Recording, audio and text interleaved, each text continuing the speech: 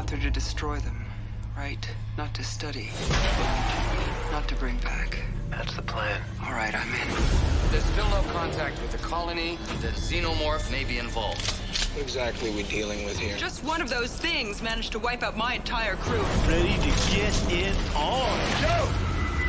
I think we got something here. Ripley.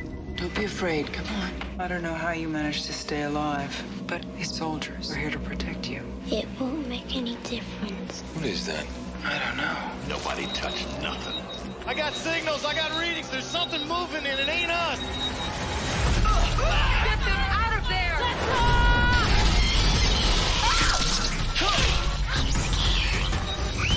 Game over, man. Game over. Get away from her, you bitch!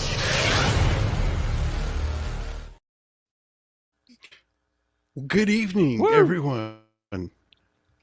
How are we doing? Great. Hope everybody's had a good week, had a good day, and are ready to chill and watch us go over this awesome movie. Yes, very much. Yeah. Thanks for having me on, Yeah. man. This was good fun researching on this, man. This was awesome. Yeah. Can't wait to get into it. How you doing, Beard? Doing pretty good. I feel like I'm in a very dangerous minority here because I did not really enjoy this nearly as much as I enjoyed the first film. Kick him now. So I'm open to hear you guys' opinions, but I don't know. I'll get maybe a little bit more into how I felt about it as we go on, but I don't know. Maybe this is one of those I need to revisit again. How many times have you seen it? Once. Oh, well, that's okay. Well, yeah, that's Oh, well, definitely need to there's your watch this problem. only Yeah. once. Gotta How are you watch just it. now finding this? A few more Everything was a times. first watch for me. That's why people keep me around. I'm a gimmick. Oh my gosh. Shieldwall, what's up, man?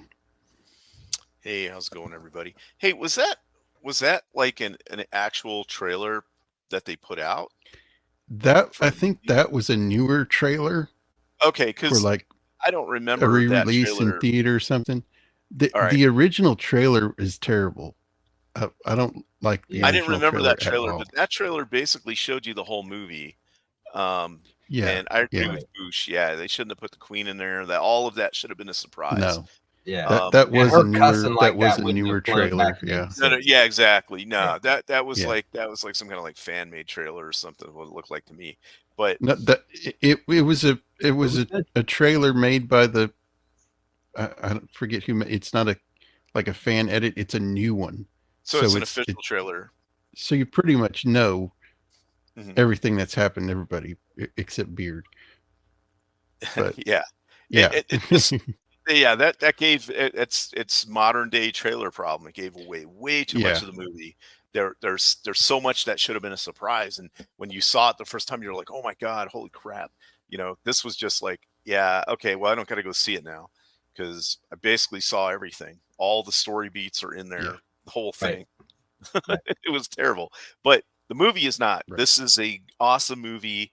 It's one of my favorites. I was so hyped for it when it first came out, and I've watched it so many times since then. Me too. So yeah, it's Yeah. a great movie.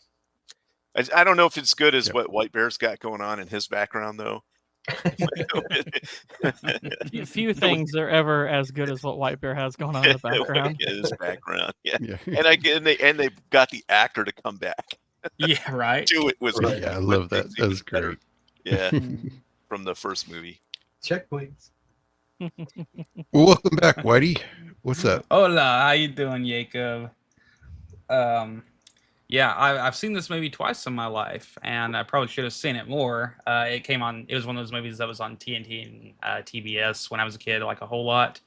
But I read this as Alien, and so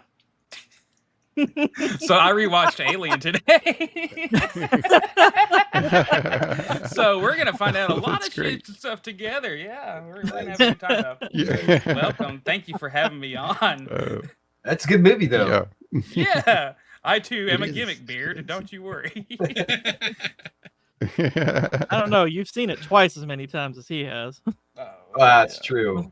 Yeah. The insight. Yeah.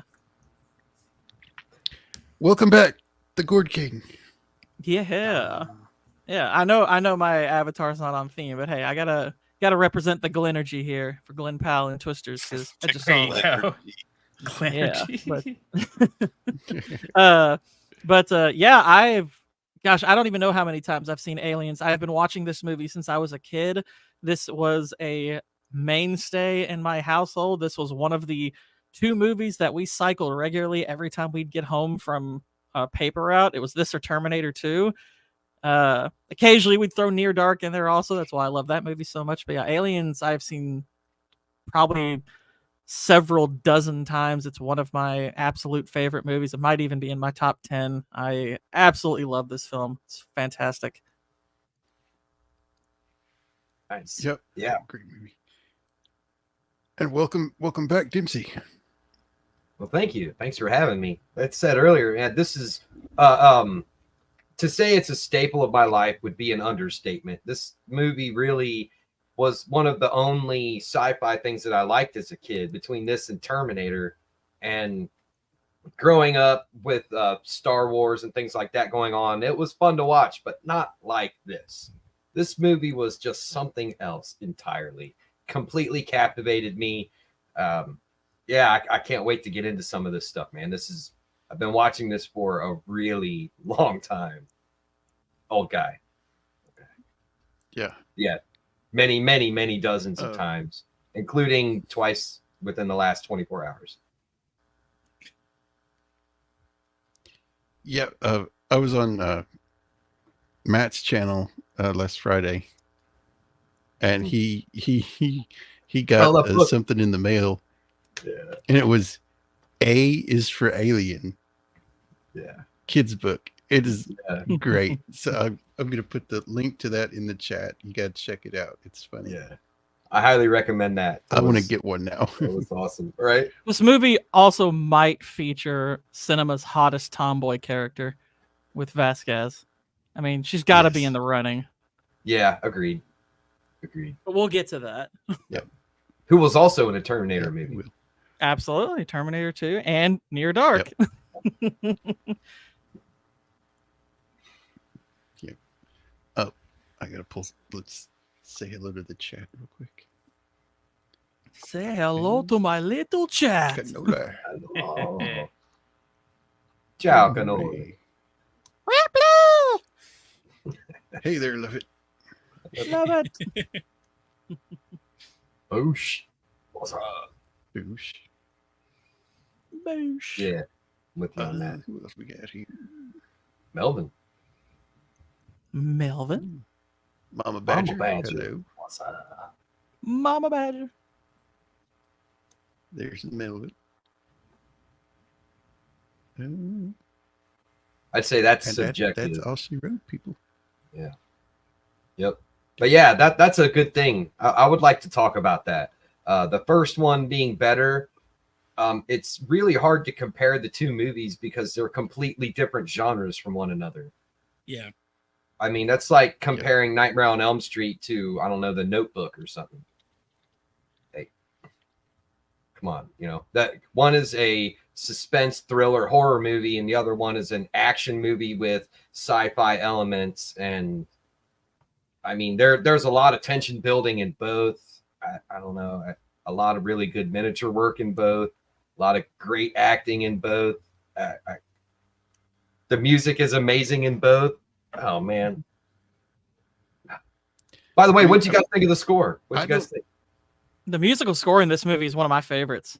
I absolutely love this. One of my favorite pieces of music in any movie ever is when she takes over the car, truck, whatever the heck you want to call APC. that vehicle. Yeah, she just takes it over. Yeah, it's got and the music. I love that. That gets Yeah. that gets me hyped Right? every freaking time. Wait, I love just it. got us copyright struck. Sorry. Oh, almost didn't happen. They were still shooting when the guy came in to do the score, and he had to keep rearranging his stuff. It was crazy. Like it came down to the wire on that. So James wow. Horner. This is Yeah. probably my favorite James Horner score. He's done a lot of good ones.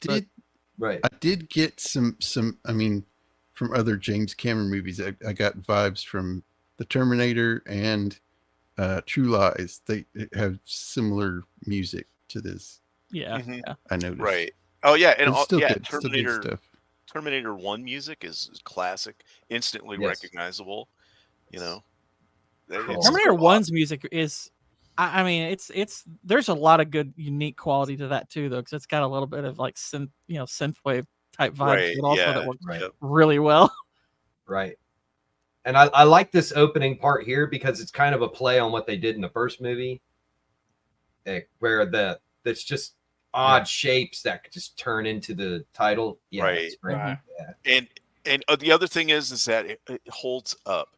Yeah. All of the special effects Yeah. completely 100% hold up Yeah. to modern day stuff. It looks great. The sound design, the lighting, Right. all of it looks good. And that Yeah, I right there watched where it they for the had that first model time shot today. Yeah. today. Go ahead. Oh, nice. I Nice. watched it for the first time today with headphones. Oh, okay. And you got, I mean, some of these newer movies, you got to watch it with headphones because Yeah. you miss so much of the sound in the background. So I love this whole recreation of the Narcissus. yes. I think Yes. that's the And name of they the ship.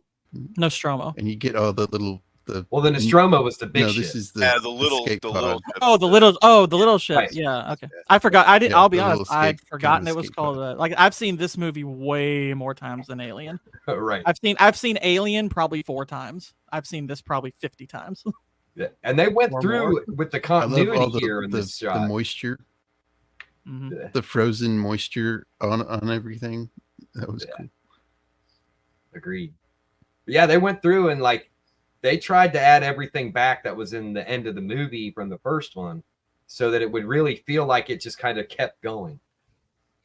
Right. When they show the people coming in, you can see the gun that she used to shoot the alien out of the back of that at the end of the last movie. Right. It's still in the shot, which is amazing. I just those little tiny Just the things like touches that. are Yeah. great. Now, where was the first movie shot? Like, this was over in Britain. Where'd they Same do the place. first one? Same Okay, place. same place. Yep. Same Okay. place. They Yeah. seem to have a lot more trouble doing this one, apparently, with the. Oh yeah. Yeah, I know. Like, James Cameron was incredibly frustrated with some of like the people in Tea like, the time. London crew because of like the tea time and Tea stuff like that. He time, couldn't yeah. stand that crap. James Cameron is kind of well known as being something of a fascist dictator on behind the Yeah. scenes. He's Yeah. pretty. He can be tough to work with, but Right. yeah. I just it's, wonder, how did he not run into that so much during the first time? I guess, how many years? Well, the was first this movie's between- Ridley Scott, so Ridley Scott was Oh, Right. Yeah. Right. Oh, okay. So he. And a knew lot of the everything. people that worked on this worked in that. So they had they were kind of Gotcha. resistant to what was happening a little bit. But speaking of the set, it's also the same set that Batman was shot on. The 89, the Keaton one. So Yep. Okay. I believe it was the chemical plant where he falls. And there's becomes sugar. the dastardly cat there. Jonesy. Oldest cat in the universe. Right. Yeah. Yeah. I liked this shot. It kind of Yes. fades from Yeah. her face to Earth. Mm-hmm. Well, they bring it up at the end of the movie again. It's the same style of shot when they go out, but it's her and Newt instead of just her like it is in this. Mm-hmm. So it's like Mhm. she becomes part Spoilers. of the world. It's Mother Earth, and then That's just right. Mother. Exactly, right. Right. And then I like this space station up here. Yeah. Mhm. And then if you you play any of the Alien versus Predator games, you go up there later in the video games. It's pretty cool when you're running around on these things. On the Super Nintendo game, you skip all this. Yeah, right. Click, click, click, click, click, click. Yeah, basically these guys were on a What salvage did mission y'all- and just stumbled across her. Right. What do y'all think of this jump scare at the beginning here? I think it's effective because I mean it's kind of what's interesting about it is that it's giving you actual information while at the same time being a nightmare. So it's basically she's she's probably found some of this stuff out, but she's also dreaming about it, and it's like twisted and stuff like that. So I'm like, I think it's pretty cool. In the first movie, did they mention that she had a kid or anything? No, I don't believe so. Well, and that's part of why I thought think they did. they may. I like I said, remember. I haven't seen that movie as many times, but I don't remember it being alluded to. But they didn't allude to it in this outside of the director's cut either. So that's part of the reason they thought they could get away with cutting it. Right.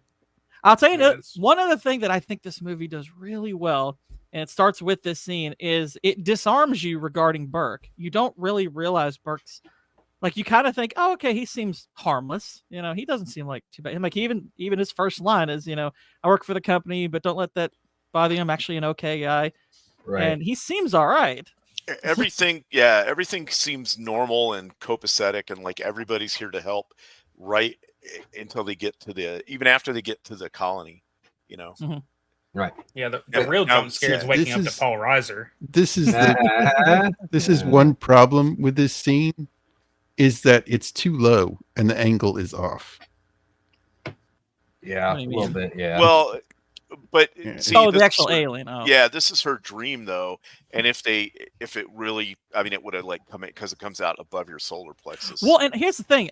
Number one, it's a dream, and dreams are always going to be messy. But you got to think from the perspective of a woman.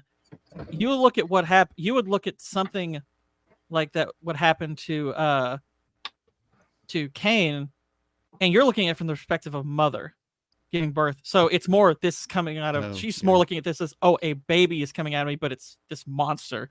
Right. So that's I don't think that's a problem at all. I think she that just makes found out perfect her daughter's dead. So yeah. Well, she hasn't found that out yet.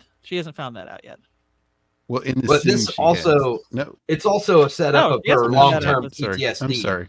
Never mind. I'm having a brain fart. Sorry. Yeah. You're all right. So, this sets up her long-term PTSD because while she was in hypersleep, her brain was still alive and functioning in like a dream sleep type manner. So she's been going through this PTSD for a really, really long time, and it's become a huge part of how she acts and how her life unfolds. And it's really setting all that up without saying any of it. Show don't tell.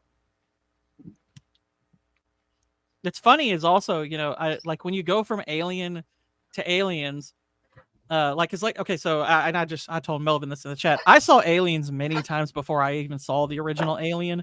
So when I actually finally watched Alien, one thing that I kind of noticed is like I kind of expected, oh, Jonesy must be her cat. Well, then you watch Alien, it's like, no, he's just the cat on the ship. You don't even necessarily get a sense of who owns him. Right. But she seems much more to value this cat at the beginning. And I was like, oh, that's a little strange. But then you think about it, it's like, well, no, this.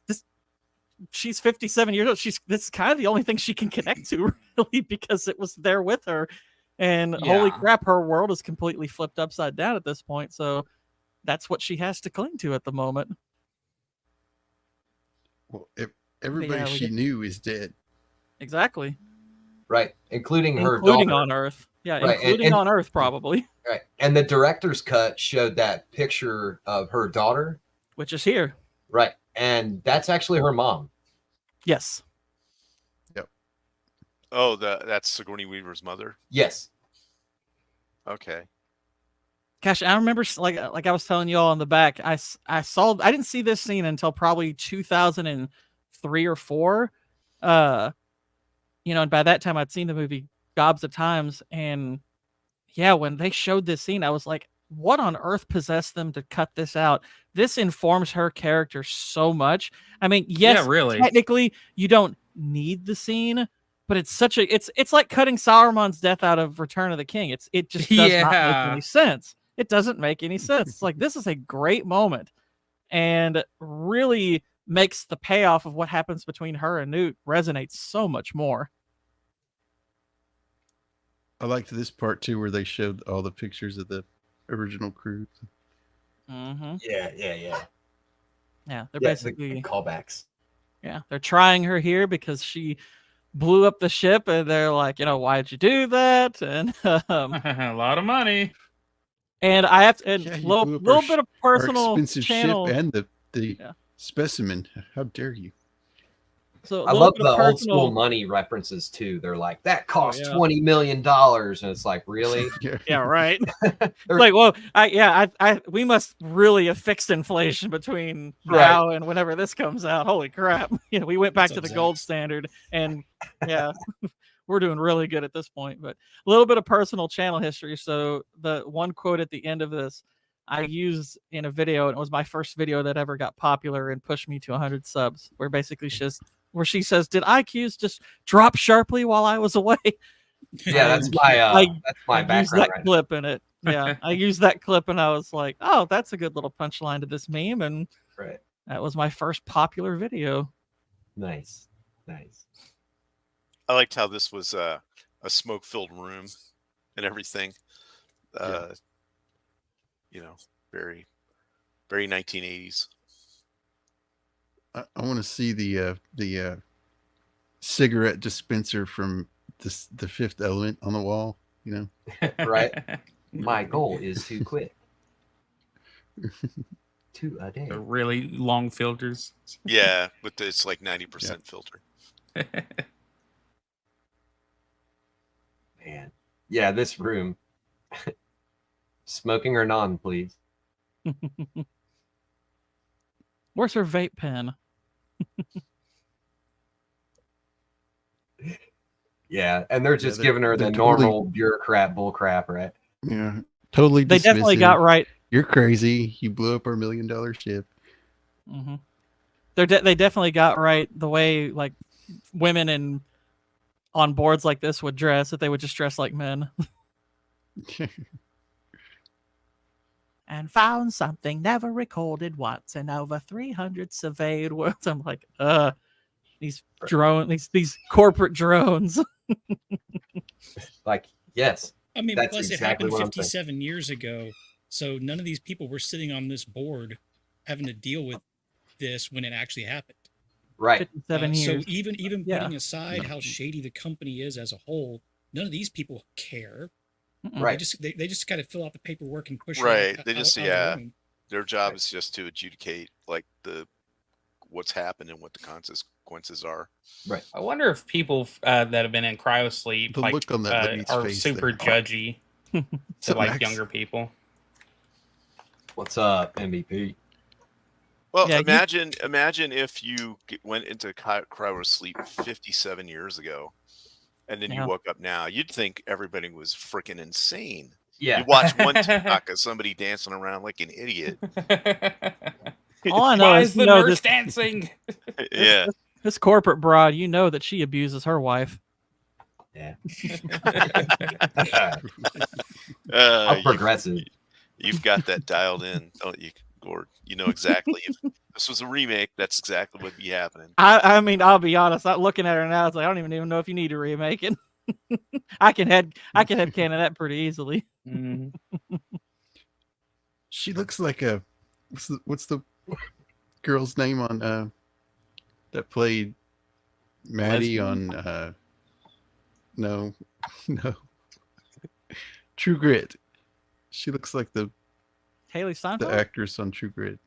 No, it's Yeah. from the original. Oh, from the original. I yeah, don't know. Yeah. What's her name? Darcy something or other. Derby, something like that. Yeah. Derpy. Well, Vex, at least one person on the panel thought we were. It's because Whitey brought it up. I just saw it. She removed it.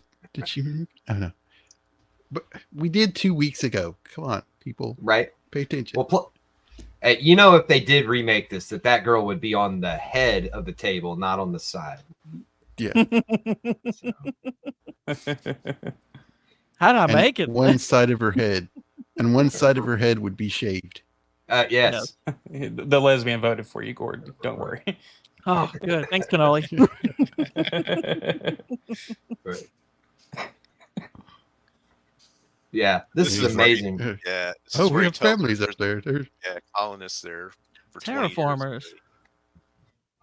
like 70 something families up there.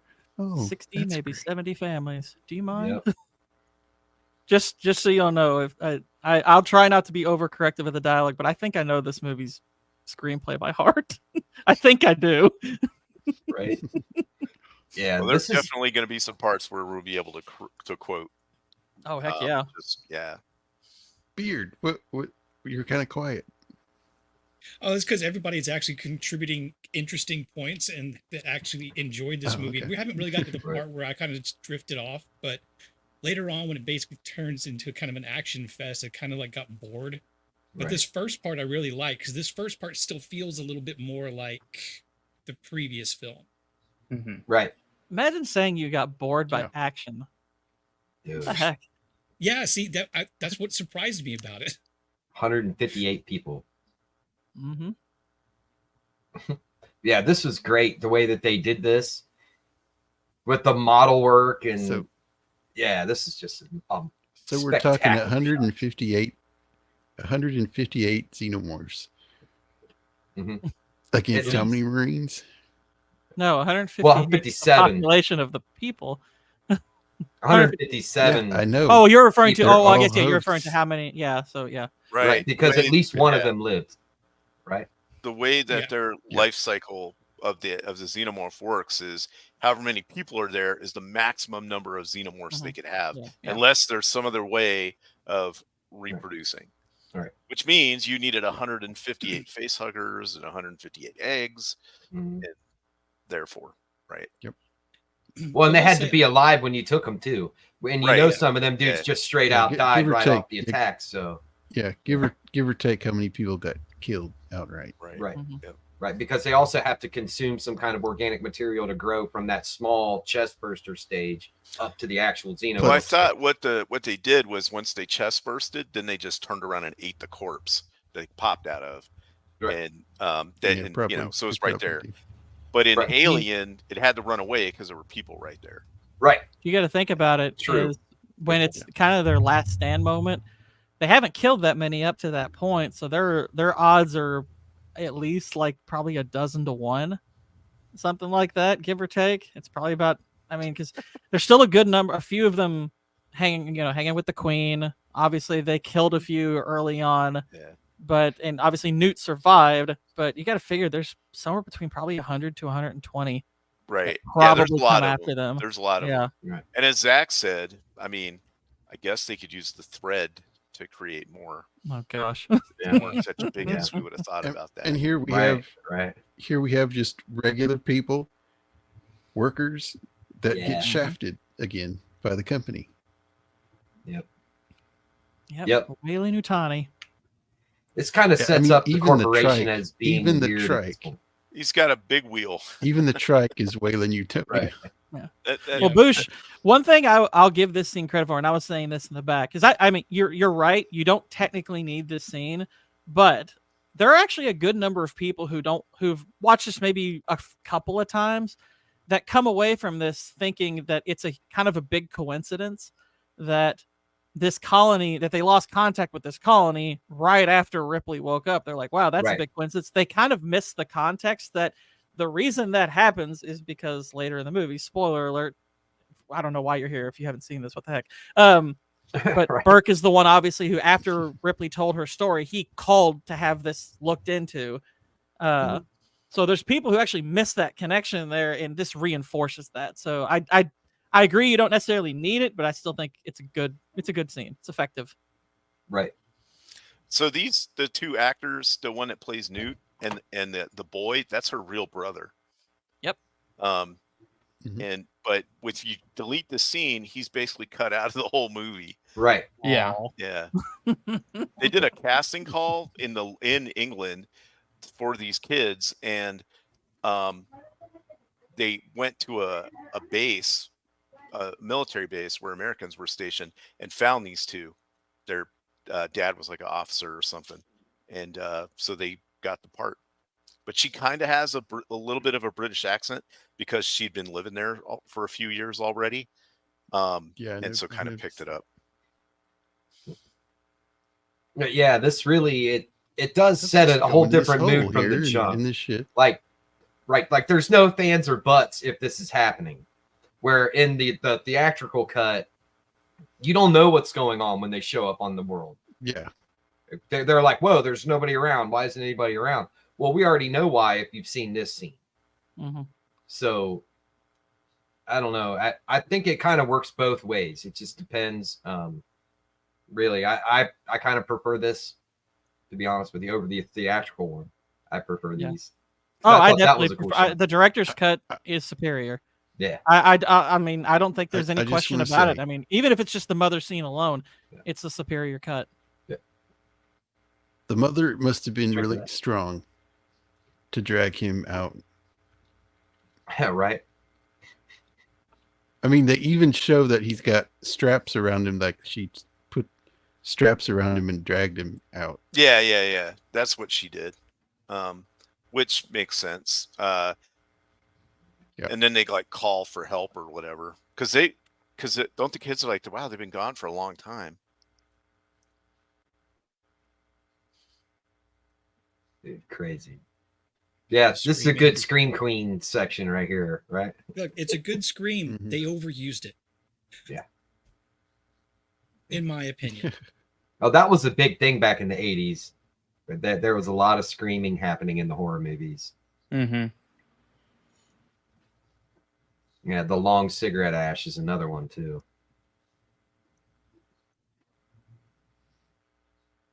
Yeah, So where's she her vape lost- pen? Where's her vape pen? What the heck? So Cigarette. she lost her pilot rating or whatever. So, Mhm. and she's suffering PTSD and Right. Yep. She's having Oh, a she Sarah got a Connor job moment. though. She got herself a job down on the docks. Yeah, they don't make it Running really loaders clear, and forklifts. It's easy to miss it because when we're back in the previous scene where the guy's talking about we got this message, should we ask this, that, or the other? The guy's like, it takes 2 weeks to get a message. So Hang on, it's guys, easy guys, to miss guys. that. A woman character got a haircut. If you're a guy and you miss that a woman got a haircut, you're in trouble. So let's Yeah. acknowledge that she got a haircut. Go ahead. But I mean, so it's easy to miss that she's been dealing with all of this crap for at least 2 weeks, maybe even as much as a month before they actually show up. Right. Oh, I to- took it as the amount of time that had passed had been months since Yeah, she got. if, I mean, if you it's hear possible. She came out of the those two guys, meeting. those two workmen are saying, you know, we sent this family out there 2 weeks ago. Burke, Mhm. after that meeting, called. Mm-hmm. So it's been a few weeks since. Yeah, because it takes that 2 weeks happened. to get a message from Earth to that planet. So it took it 2 Right. weeks for them to get that message to send those people out there. And then it was at least 2 weeks before Earth found out that they had lost contact or something like that, I would assume. Because Right. they had at least enough time to try to capture some specimens and start a little bit of research before everything went to hell. So it's been, like I was going to say, at minimum, it's been like at least a month, maybe 2. I took it as it had been quite some time, 3 to 6 months, because Wow. she has to be able to get a job and then work it long enough to be all beat down and tired Right. and not, you know what I mean, and her apartment I to just look took like it crap. as it And to couldn't have have- been that have a- long a period of time because it wouldn't take very long for xenomorphs to wipe out a colony. No. Right, but they would. What I'm saying is, it took a while for Burke to get them the message to go get it. So, like, he had the meeting and he had to set up a bunch of stuff. Meanwhile, she's like living like this, and then you're right on the timeline from when he sends the message to when they get it and all the stuff happens. That is like about a month. But I thought more time happened between the end of the meeting and when he set the message for them to go do it. Well, we Right. know at minimum, Yeah. between the time he sent the message out and the father got killed, that it was at minimum 18 days, because Ripley flat out says that Newt survived longer than 17 days. Right.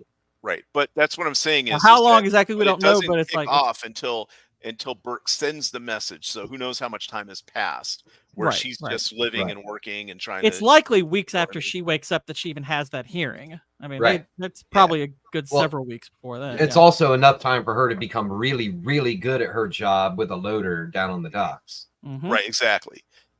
But so what I took these scenes is she's been suffering from this PTSD for a long time. Yeah. Like, yeah, a couple of months at least. Right. So to where, because otherwise if it had only been like a month or something like that, yeah, it just doesn't make sense that it happened so quickly. Also, I like that, and that also her since we apartment has just like a bath airline bathroom sink. Right. Yeah. just bringing up the introduction of Gorman. Gorman low key has a really good character arc. I like what they do with him. Right. Yeah. I love how she like slammed the door in his face. He was in the middle of talking. She's like, nope. Oh yeah. Yeah. I don't know if y'all saw it, but I was on Lance's show Sunday. I got to meet Critical Drinker. We saw. Oh, nice. I saw. Awesome. Yeah. That rules. Nice. Well done, you. That's awesome, dude. I know. Oh, yeah. Yeah, and then he just I love how straight she lied just to cuts her him face off. right there. I don't want to hear any of your bull. Right. Yeah, well, I mean, she basically she accepts it. and Company she's- man. Yeah, she's like, we're going there because just tell me one thing. We're going there to destroy them, not to study, not to bring back, but to wipe them out. He's like, yep, that's the plan. So it's like he's starting off with that lie because obviously he completely goes back on that. Yeah, what great acting from Jonesy. She says, "You're staying here," and he gives her that little judgmental cat look, and I'm like, give that I don't cat think an at this Oscar. point that she has any idea that he's a POS. I think she just was like exhausted by the whole thing and was like, okay, click. The Sulaco looks cool. Yeah. The only Oh, yeah. issue that I have with this whole thing is that the ship is, well, I guess you could run the ship on autopilot through space because maybe there's not a bunch of other stuff it would fight, like no alien empires or anything like that. Right. But, Well, and they've advanced technology 57 years. right. Yeah. So it's, it's like AI driven or something like that. I wish they would have delved into that a little bit more. Like it could totally defend itself autonomously, like if it got attacked or something. But and these shots in are comic awesome. book, they got those are all those small puppeteered. models and Yeah. Amazing. the But it loader's looks cool. so In the realistic. comic books, they modify those to fight the aliens with. Yeah, you do that in the Alien vs Predator game. In one of the last things, you modify do? that. It's got a laser, rocket launcher, minigun, and jump jets on it with a power pack. Yeah, it's pretty cool. I always loved that thing. That was one of my favorite things when I was a kid. That loader. Oh, that thing was awesome. Yeah. That and the smart I love gun. the They haven't brought touches that out yet. on the lockers here. The use, it's been dented by something. Right. That was cool. Just little touches that they don't think of in movies today. Yeah. Well, I mean, it's the George Lucas Star Wars logic is, age it a bit. And I'm like, that's been a good idea for a while. It's like, and I'm glad that got carried over to movies like this because we've certainly forgotten that now. Right. Yeah. I love how they didn't have enough money to really put a bunch of stuff in the background here. So they just used like spare parts from like a helicopter or whatever they had like laying around, just kind of hanging out in the background. They Looks also great. That's a they lot also of put a mirror. Yeah. They also put a mirror in the background to make it look like it goes by. right. There's more people. Yeah, because it like right where your cursor was probably is right where about what it was cut off at there. Yeah. Where that last. Yeah. Right. It's actually closer than that, I think, isn't it? But yeah, you're right. It just goes back. Yeah, there. it might But be yeah, closer. Yeah. like you can see that coiled blue thing. That's just like air hose for hooking up like power tools and stuff. And then you got like dryer lint vent tubes hanging down from the ceiling. Right. Yeah. But it looks good. It looks, Yeah, it does. Yeah. I like this. This is where you first see you get all their names right here. And you're like, Spunkmeyer? What the? Spunkmeyer? What a great, Otis. what an unfortunate name. Right. Oh, yeah. If you ever been in the military, you get you see a lot of unfortunate names. Shoot, you can be in a kindergarten class and Spunkmeyer will get you beat up. Right. I like how that includes if you're the teacher. I like how the sergeant, as soon as he wakes up, because he already has his stogie and just. Yep. I would do that. That would be Beard right there. That's what I was absolutely. thinking. Beard. That's Beard right there. Speaking of Spunkmeyer. And what's kind of interesting is out of all of the people in all the actors, the sergeant is the only one that had prior real military experience, like he was in the army, right? For this, so. By the way, so they let him kind of do his thing. Yeah. One of the first great memorable lines starts that off, and it's by I don't know the female actress's name, but it's like Drake wakes up, he's like, they ain't paying us enough for this man. She's like, not enough to have to wake up to your face, Drake. Right. Which is very, I'm telling you, it's very military. Everyone bragging on each other, talking, smack and stuff. I like this part too, that he's like, oh, the floor is really cold. And the sergeant's like, would you like me to hand you your slippers? Gee, would you, sir? I'd like that. Look into my eye. Look into my eye. Amazing. He like flipped him off there, and when I was a kid, I didn't catch it. Hang on, just hold it for a sec, because Vasquez. I mean, come on, she's freaking hot. The actress isn't even Hispanic. No, she's Jewish. Yeah, she's Jewish, and I'll say, I mean, I'm not trying to be, lewd or anything, but I mean, for a tough military chick, she's pretty well endowed too. Those aren't small, right? Especially with Sigourney Weaver in the background, you're like, oh, okay. There's definitely a difference. Oh, bless your heart. Right. But so the ratio of females to males is about what you see in the modern military. Yeah. Percentage wise. Yeah. Mm-hmm. Oh, totally agree, Jay. Definitely looks better. I mean, she looks best in this and in Near Dark. She looks pretty good in Near Dark, but a different vibe in that. I like this. Of course, we get the famous line. Hey, you ever been mistaken for a man? No, have you? Have you? Yeah. Just too bad. She like slaps him in the face. Just too bad. Yeah, she's got Drake and her have that kind of like relationship, Right. Yeah, it's like there's ambiguity to it. It's like you could argue it's brother sister, but you could also argue that they actually they might be in love. I mean, they've also trained together because they use the same heavy weapon and right, exactly. Gun, they're both using the same heavy weapon, so they're right. Oh yeah, that thing was freaking heavy from what they said. Like a lot. Get that kind of like camaraderie, also kind of breakdown in a unit of people that do different things, so they have that pride in that, right? And they're basically the heavy machine gunners for the unit, right? So they're gonna be like, hey, we're the baddest of the bad, and and then you got the dropship thing pilot. Here about about this scene. This was the last scene they filmed. Right. Wow. So they already have a camaraderie together, so it works better. Nice. That was actually very smart to do that. Agreed. Yeah. Oh, and this scene, the immortal dude, Lance Hendrickson. Yeah, and nobody knew. He didn't know, or sorry, everybody knew except for Paxton. Which, by the way, if you all ever want to get a great bit of insight into the way this guy prepares for certain characters, that's why it's not surprising that he would learn how to do this, which he did.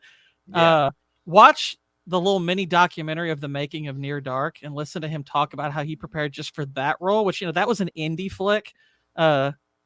It's fantastic, and you're just like, oh well, then I can totally buy him learning Five Finger Fillet. That's totally believable. He's a really fascinating guy to listen to. Yeah.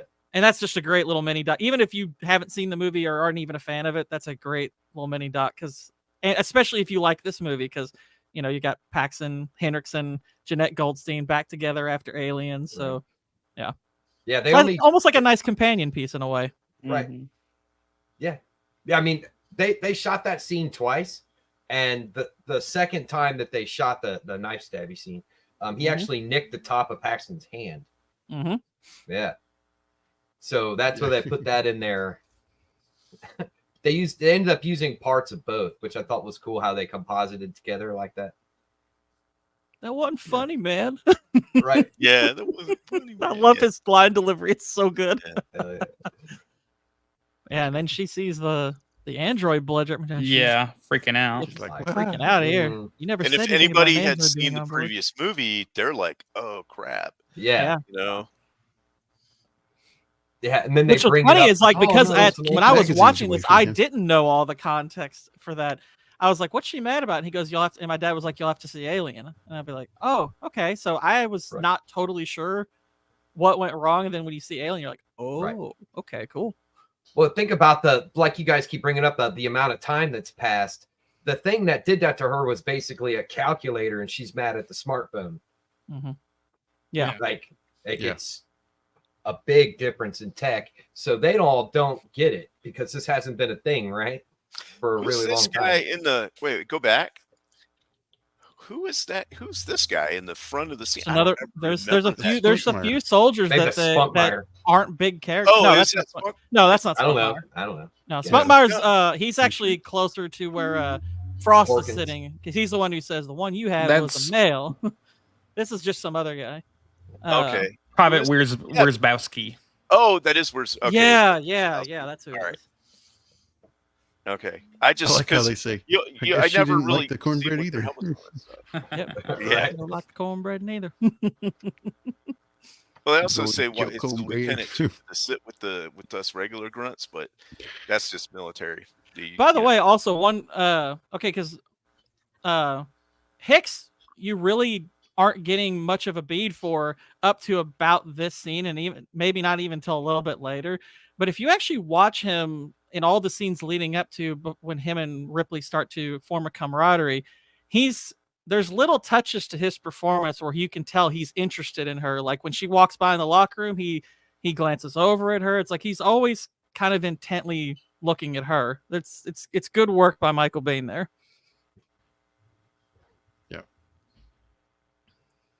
I love all the subtleties that they do. In these group shots like that, where they had spent a lot of time together before even the shooting started, they've already had a chance to hang out, so you can tell that they've got their little cliques already, probably personally amongst, and then the characters themselves are supposed to have their own little cliques, and they worked it all in, and I thought it was really subtle in the background, very tastefully done. Mm-hmm. Right. I also love here when she says where they are, Hicks in the background mouths it. He's heard her say it before. I thought that was funny. Right. It's like, yeah, I've heard her say this before. And this is when Hudson says, when she heard alien, she Yeah. legal alien, it signed It's up. going to be a stand-up fight, sir, or another bug hunt. Right. Well, they didn't really get into a whole lot of the description here. She steps up like, no, you guys don't get it. And then they go, well, we've got it on disc. Go watch the disc, right? It's like, go watch the first movie and you'll understand. Yeah. Basically, without actually saying that, which is kind of cool. Mm-hmm. She said just enough. Yeah. Well, that dude gnaws on that cigar every scene he's in. Yeah. Arnold Schwarzenegger would approve. Yeah. Yes. I also like, and I Still brought up that Gorman shit. earlier. They had him back in the scene in their cafeteria where he's not sitting with them, and they're like, I guess he's too good to sit with the rest of us grunts. And here, he's kind of stuffy, kind of a, probably like a, That's a military though, military school too. general. Yeah. I mean, that's military. he's You supposed to don't be separate. fraternize with the lower ranks. No. Right. Yeah. But they're obviously, it's like they're taking it as like, okay, he's not one of us. Right. Well, And his he's problem not is battle tested. He's green. That's the other Right. thing. Yeah. And they can tell, and he knows that they can tell. And but he's trying to put on that front.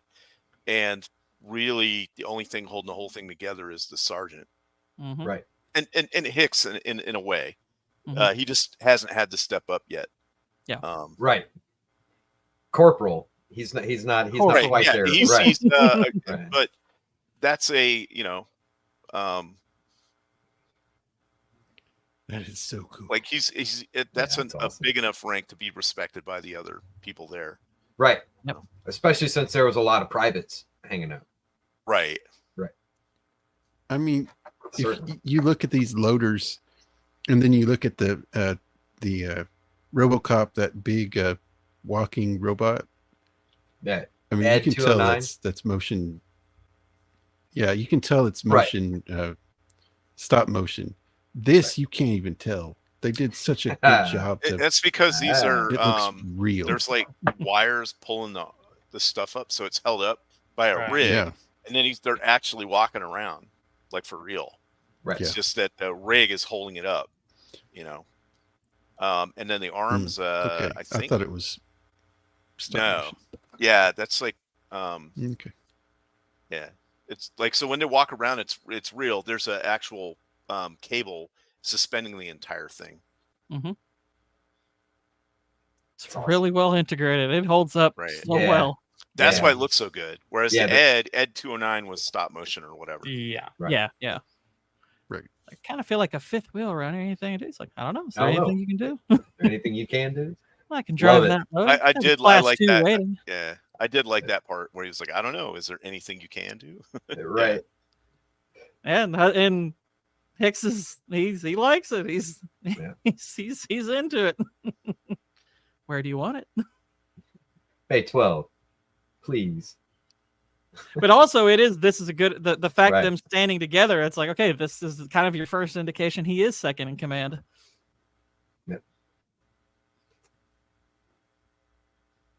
Yeah. I do crazy. kind of I feel love it. bad that Frost ends up being the black guy who goes down first, because I was like, I liked Frost. I was like, oh, he didn't go away so quickly. I like It Frost. was the 80s, dude.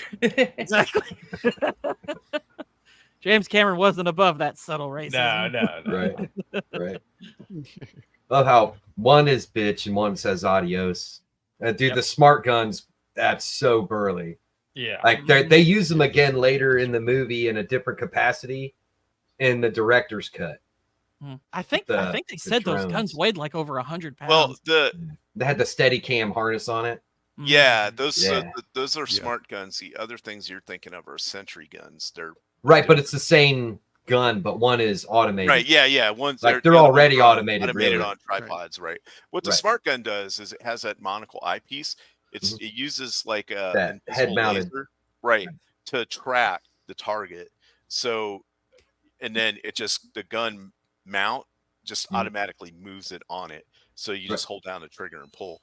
But what they are is they're MG3 machine guns that they've modified with like motorcycle parts and grips and Bike stuff like handles, that on a steady cam harness. Yeah. Yeah, you put the clutch on the back. Because if you watch when they're shooting Yeah, the the things steady off, cam actually. Go ahead. I was going to say, if you watch when they're shooting the things off, you can see the belt ammo going through. Mm-hmm. And it has a little like pan on the side so that it'll make sure it doesn't get entangled or whatever. And it's just not flopping. Yeah. And they only shoot kind of short bursts, so they don't need a really long belt of it in between takes. Right. Yeah, I think they said there's a fully auto version of it, but they that's just the video games. These are supposed to have a 4-round burst limiter. Yeah. It's kind of cool. I mean, at one point, actor, I can't remember his name, said that the Mark Rolston. The rig. Okay, the rig wore into his skin. They had to put more padding on it. And he's a big guy too. He's about 6'2", I think. He's a tall guy. she's taking all that on the hip. That belt she had on, that's where she's holding all that weight. Vasquez is beast. Yeah. All the more impressive she can handle that thing. Yep. I'm telling you, if this movie came out right APC now, it'd get called woke. Yeah, the APC here was I think it would be called feminist, and we would be like, no, it's not. Right. Right. True. Get the Fury Road treatment, where people would try to appropriate it as their own and be like, and some idiots would buy it, but others would be like, no, it's not. What are you talking about? They just wouldn't make this movie nowadays, and half of the crew would be different. It's this is not a thing. Vasquez would be a lesbian.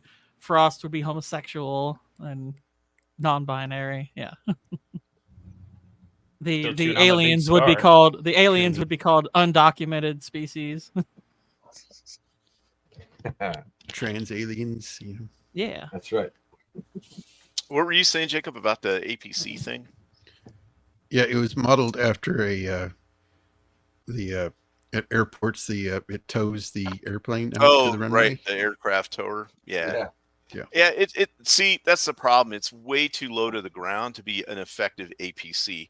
And then that turret that slides back off of it, I guess it makes sense if for loading it onto the drop ship.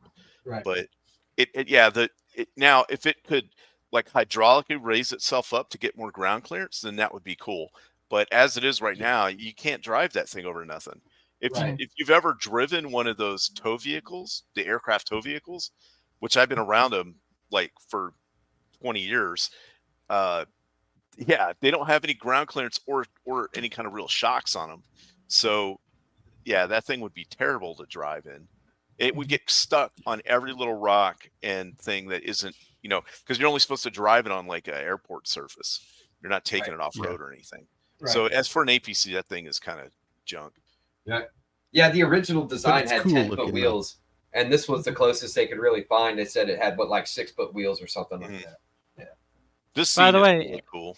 Yeah. Well, by the way, if there are any fans of StarCraft around here, there's a good amount of dialogue from this scene that gets put into StarCraft from the lady pilot, which I remember playing StarCraft in the late 90s and getting such a kick out of that. I was like, it's the pilot from Aliens. I loved it. The symbology they have with the HUD and everything was really cool. Mm-hmm. I like how they drop and it's just the one-way ticket to hell. That's right. When they drop down, and then the whole lead up to it where they're getting in and he's loading them in and it's got the music.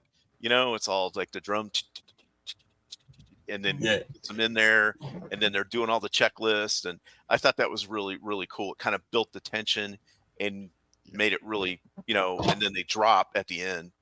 It's good. Right. Oh, this is the part where how many is this for you? How many combat or how many drops is this for you?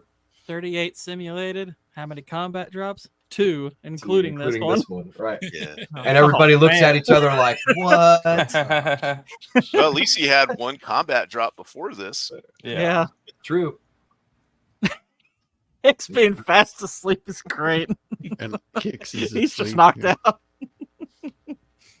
Yeah, Mama Badger's right. Long live aviation. Though funny enough, him being knocked out is not just a comedic thing. It goes full circle at the end. Because he's out at the end of it too. That's right. Not his first rodeo. Mm-hmm. I'm kind of curious what missions they were dropping into if they weren't fighting xenomorphs. So what kind of probably like a uprising rebelling colony or something. I heard there was a moon that rebelled. I want to see those stories. Don't you? I hope they wipe them out. I mean, he did say, "Is this another bug hunt?" So maybe they've been doing that before and fighting other alien bug species.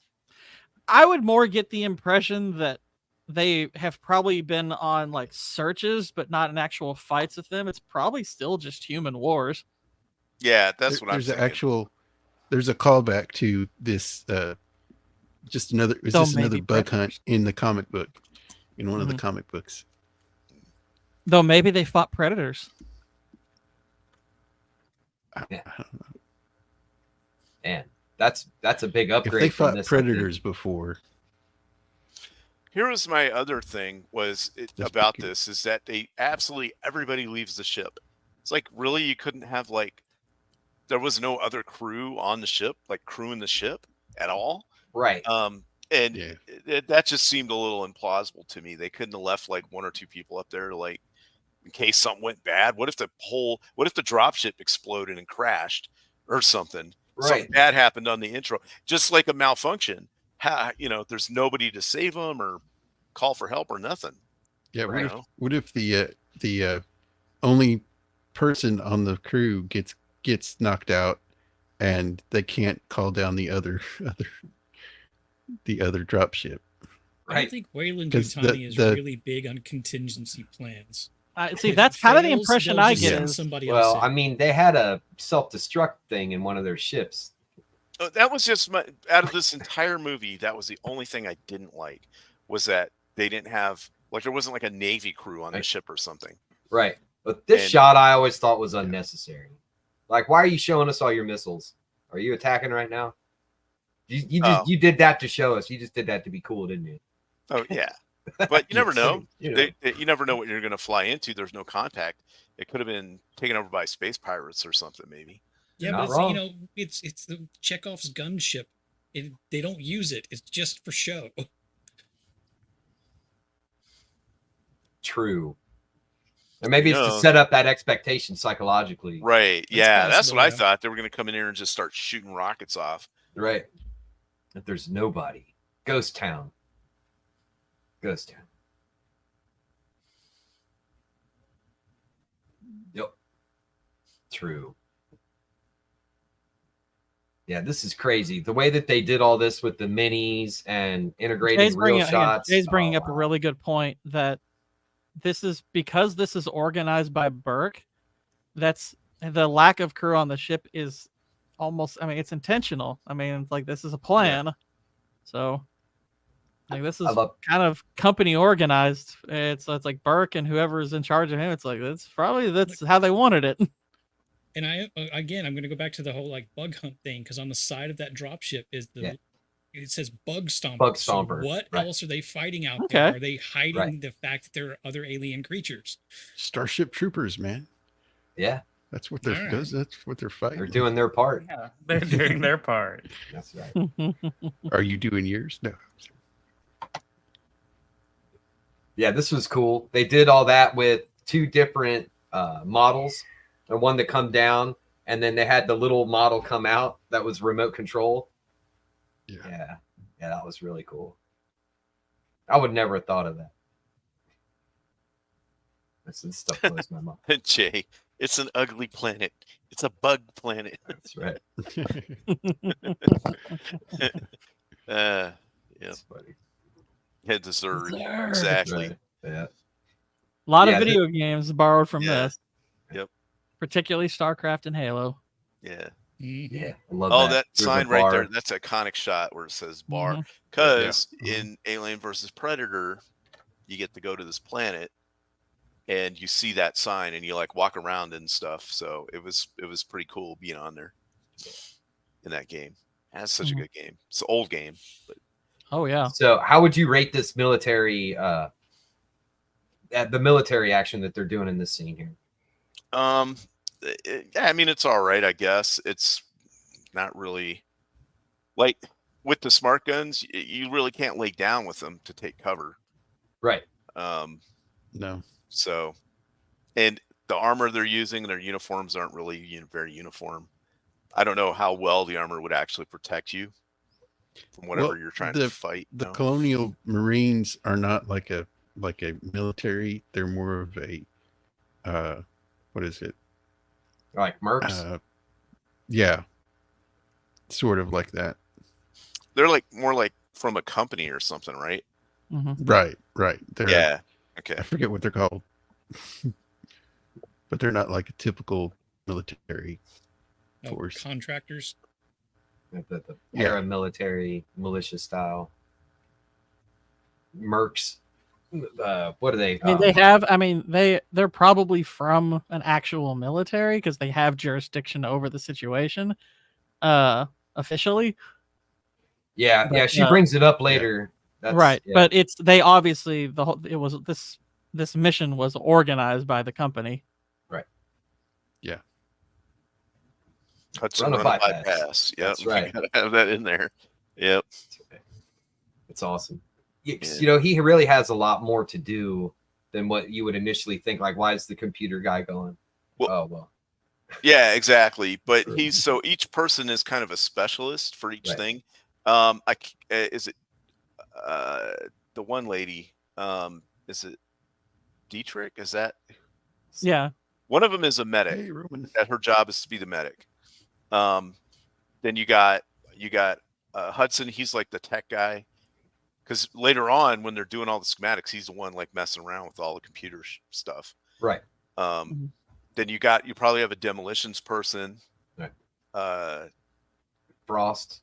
Yeah, Frost or whoever. Then you got the the pilot and the co-pilot for the drop ship, and then I think what's his name? The synthetic guy, Bishop. Bishop. Yeah. He's like the science guy, but he also does a whole bunch of other stuff. You know what I mean? Because since he's a synthetic guy, who knows how much brain capacity he has? Right. Like learn skills and whatever. Yeah. Yeah, and he's got all the remote piloting stuff all up in there, and right. Yeah. Mhm. Yeah, this is great where they're wandering around and they have no idea what they're up against yet. Yeah. Like, oh, nobody's home.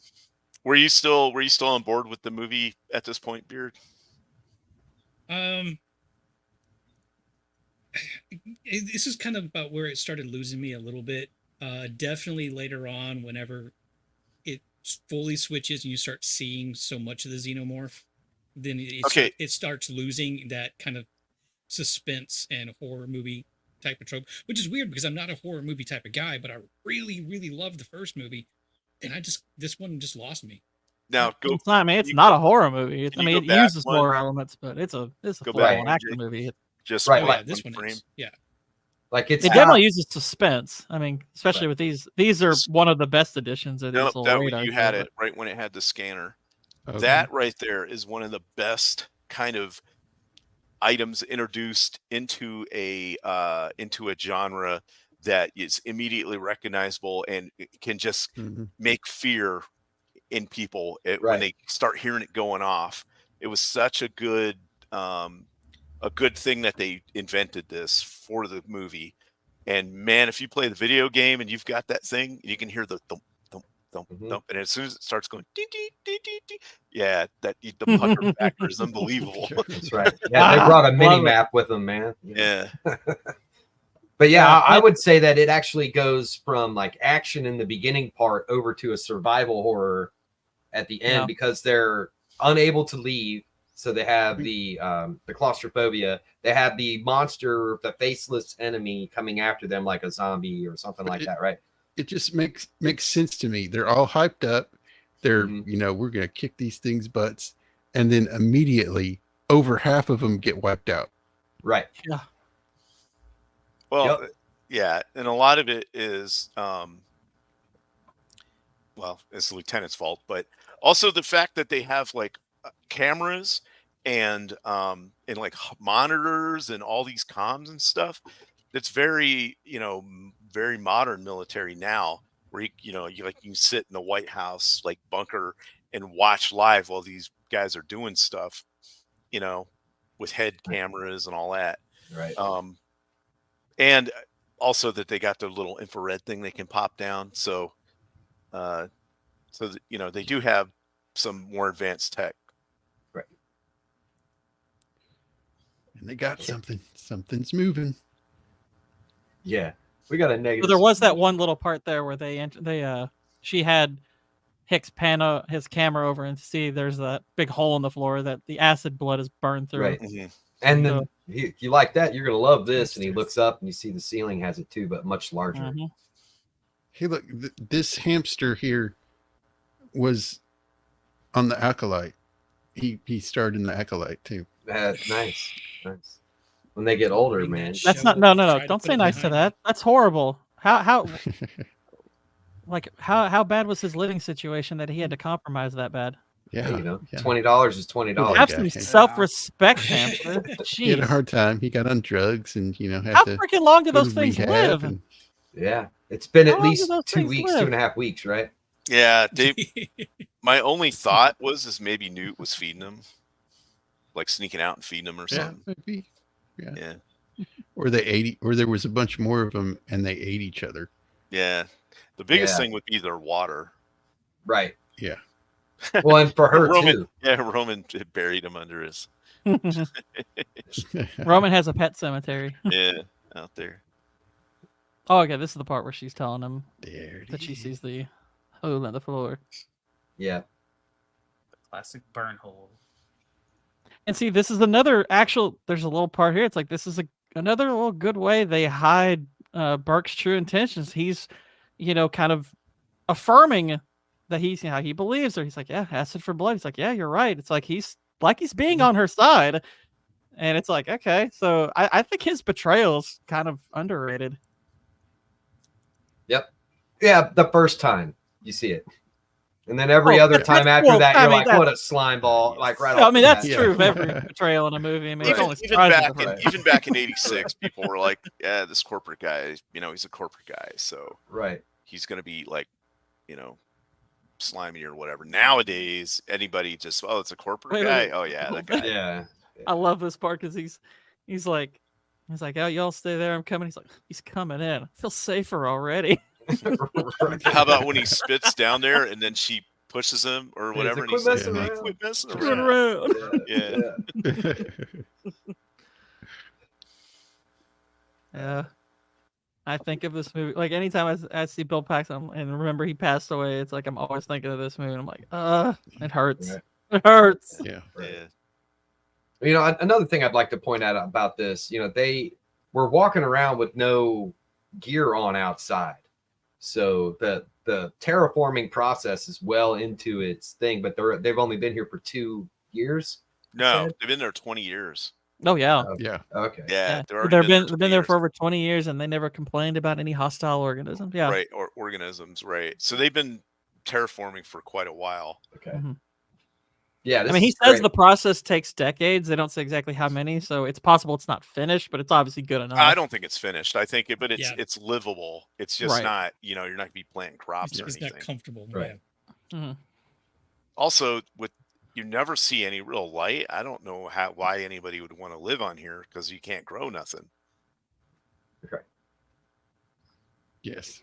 Exactly. Yo, APC. Well, that's APC, probably why. That's probably why everybody there just about is white. Yeah. No. I didn't say that. Who was that? I don't know what happened. So, and what people who haven't seen the first movie don't understand, it, like, well, why does Ripley know all this? Why is she telling him what to do, like later in the movie, right? What you have to understand is she's a trained ship's officer. She's had leadership training. She's been in charge before. So it's not a stretch that she like has those attributes and training to actually, you know what I mean? Like start making good inputs and figuring out what's going on. Right. Whereas if you haven't seen the first movie, you might think, who is this lady and why is she like this? She's going to marry Sue or something. But she's not, which is what makes her one of the better female action heroes of science fiction genres. Right. And she's been in the situation before. Right. But she's not like belittling anybody other than Gorman, who deserves it. You know what I mean? And yeah, it's just the way her character is done is well done. Agreed. We can thank Jennifer Lawrence for that, right? Absolutely. Yeah. Very first. And this is another where you get taken from the rib of Adam herself. A good look at what a face hugger looks like on the inside there, where it moves. Whereas before it was always laid, splayed open or whatever, with just like some clam meat thrown in there. Props to whoever, whatever LV426 Colin has caught that thing. Yeah. Well, they talk about it, right? Yeah, they removed it. They removed it, and it killed the person. Right. They look at the medical logs, and they're like, like to get him off the people, it basically killed him. Yeah. Trying to get it off. And Hicks is like, looks like love at first sight. And if you look at it, so it has the proboscis thing that goes down your throat, but it also has the other part. So it kind of, it's kind of creepy. Oh yeah. It's super freaking creepy. Oh, agreed. It's one of the most effective horror monsters, yeah, both in look and concept. Right. Which is I'm looking forward to that new Romulus movie because it's got so many face huggers running around in it. Right. And they used a bunch of real sets, and it's not a bunch of green screen stuff. I'm sure there's still going to be some in there, but from what I saw, man, it looked kind of impressive. I was sick the first time I watched this, and my throat hurt. So I associate the face hugger with my throat hurting. Oh yeah, It just freaks me out. Your throat would hurt if a facehugger got a hold of you. Yeah, Maybe that's what happened to Zach's. Yeah, maybe. And he just coughed it out, just coughed out the alien. But yeah, every one of these dead ones in here is a xenomorph out in the facility. Yep. Yeah. Brutal. And I love how, if you had seen the first movie, you know what the dead one means. But like, if you haven't, they haven't brought any of that stuff into it yet. They haven't explained how anything works yet. So, I mean, they did a little bit, I guess, a bit.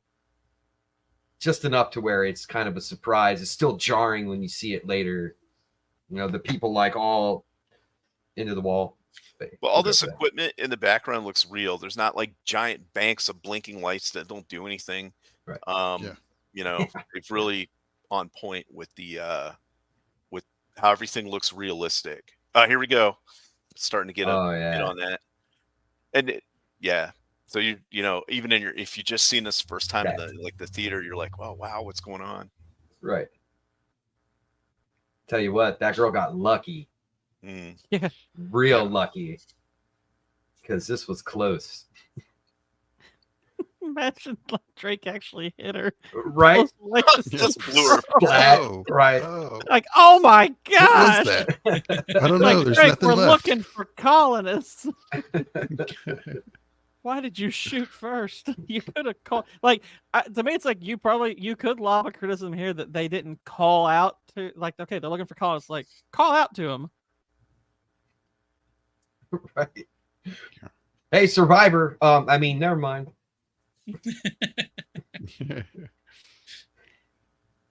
Yeah, this is great. This girl looks like she's been in some bad stuff when you first see her. This was really good makeup and costuming, man. Like, she looks like very she believable. went on a trip to Detroit and her parents forgot her for at least a week. Yeah.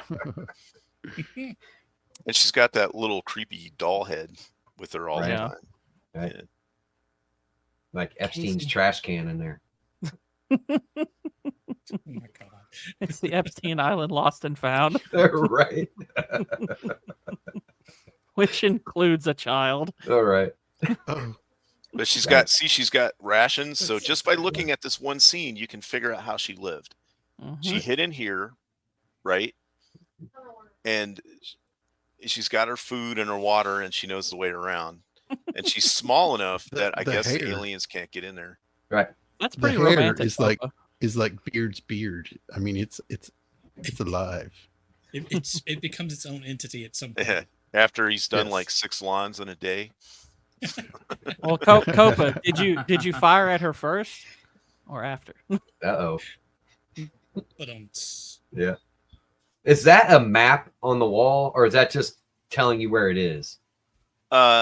In the background, no, that's like so the maintenance people can figure out like where they're at on the, you know what I mean, in the air. Which actually that does inform. I mean, like, it's part of why she probably knows the tunnel so well. Right. And look, she has all these rations with her. So I think there's the back of a TV. Okay. Like it's a screen and then like a control panel. Yeah. It might be like a little maintenance access point. Doesn't it look like the back of a TV though? Yeah, it's CRT TV. Yeah. Interesting. Yeah, because I saw that, and they don't really show you that in a much better perspective than that right here. Right. So, which is kind of cool. The ambiguous technology like that. Yeah. The young people out there that have only seen flat screens, this used to be what TVs looked like. Well, it's kind of backwards a little bit though. Right. Yeah. And yet somehow this is in the future. So apparently we're going back to it. That's right. Well, it's got to be sturdy and works. Yeah. Yeah. Somebody somewhere down the line is going to be like, you know what? We need to go back to analog, and we're just going to all go back. It's going to be great. Yes, TVs again. Yeah. Bush said some dude is watching Letterman on the other side of that wall. He's like, what's going on out there? He's just been holed up there for weeks, not knowing anything about what's been going on. Yep, she's freaking out. Basically feral at this point. And Yeah. that's her, Rebecca. Only my brother calls me that. Mostly. Yeah, look at that monitor. Wow. Yikes. Yeah, this is really well done here. The performance by the child in this movie doesn't take away anything like a lot of child performances have a tendency to do. Right. No, she's really good. Yeah. Although she didn't do any more acting after this. I think Not really. part of that might be also it's similar to my comments on Daphne King as X-23. I think the less dialogue you give a kid, the easier it is for them to play a believable performance. Right. Because it's Probably because the of James execution of the Cameron. dialogue. True, though, over the course of the movie, she gets a pretty decent amount, though. I mean, yeah, but when you look at a lot of other movies that had kid actors, they would put them front and center as often as possible because that was kind of the trope. And it just once you give them more dialogue where they have to carry emotion in the dialogue or carry a back and forth with an adult, that's when it usually starts to fall apart. Yeah. Plus, Daphne King just spoke Spanish the whole movie, so everyone Yeah, just so that assumed it was emotional. really helped if you weren't a Spanish speaker. Also, there are some really good, talented kid actors out there that can like really hold that, but there are not a lot of them. Right. Like the Acolyte kid that played the twins. Yeah. Or Timmy, whatever. Or Bush Princess saying Leia from he killed Kenobi. Timmy. Right, yeah. So you're telling me? So Bush, are you saying Timmy is all those rations? Timmy is the ration. Soylent Green. Yeah.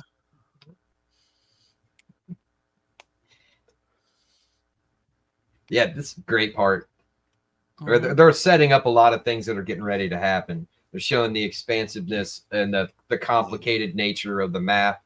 I think that's actually as complicated at that point to make people not be able to follow where they are as well. I think it gives you a sense of being lost in this place. You know? Yeah, how big it is and all that kind of stuff. Right.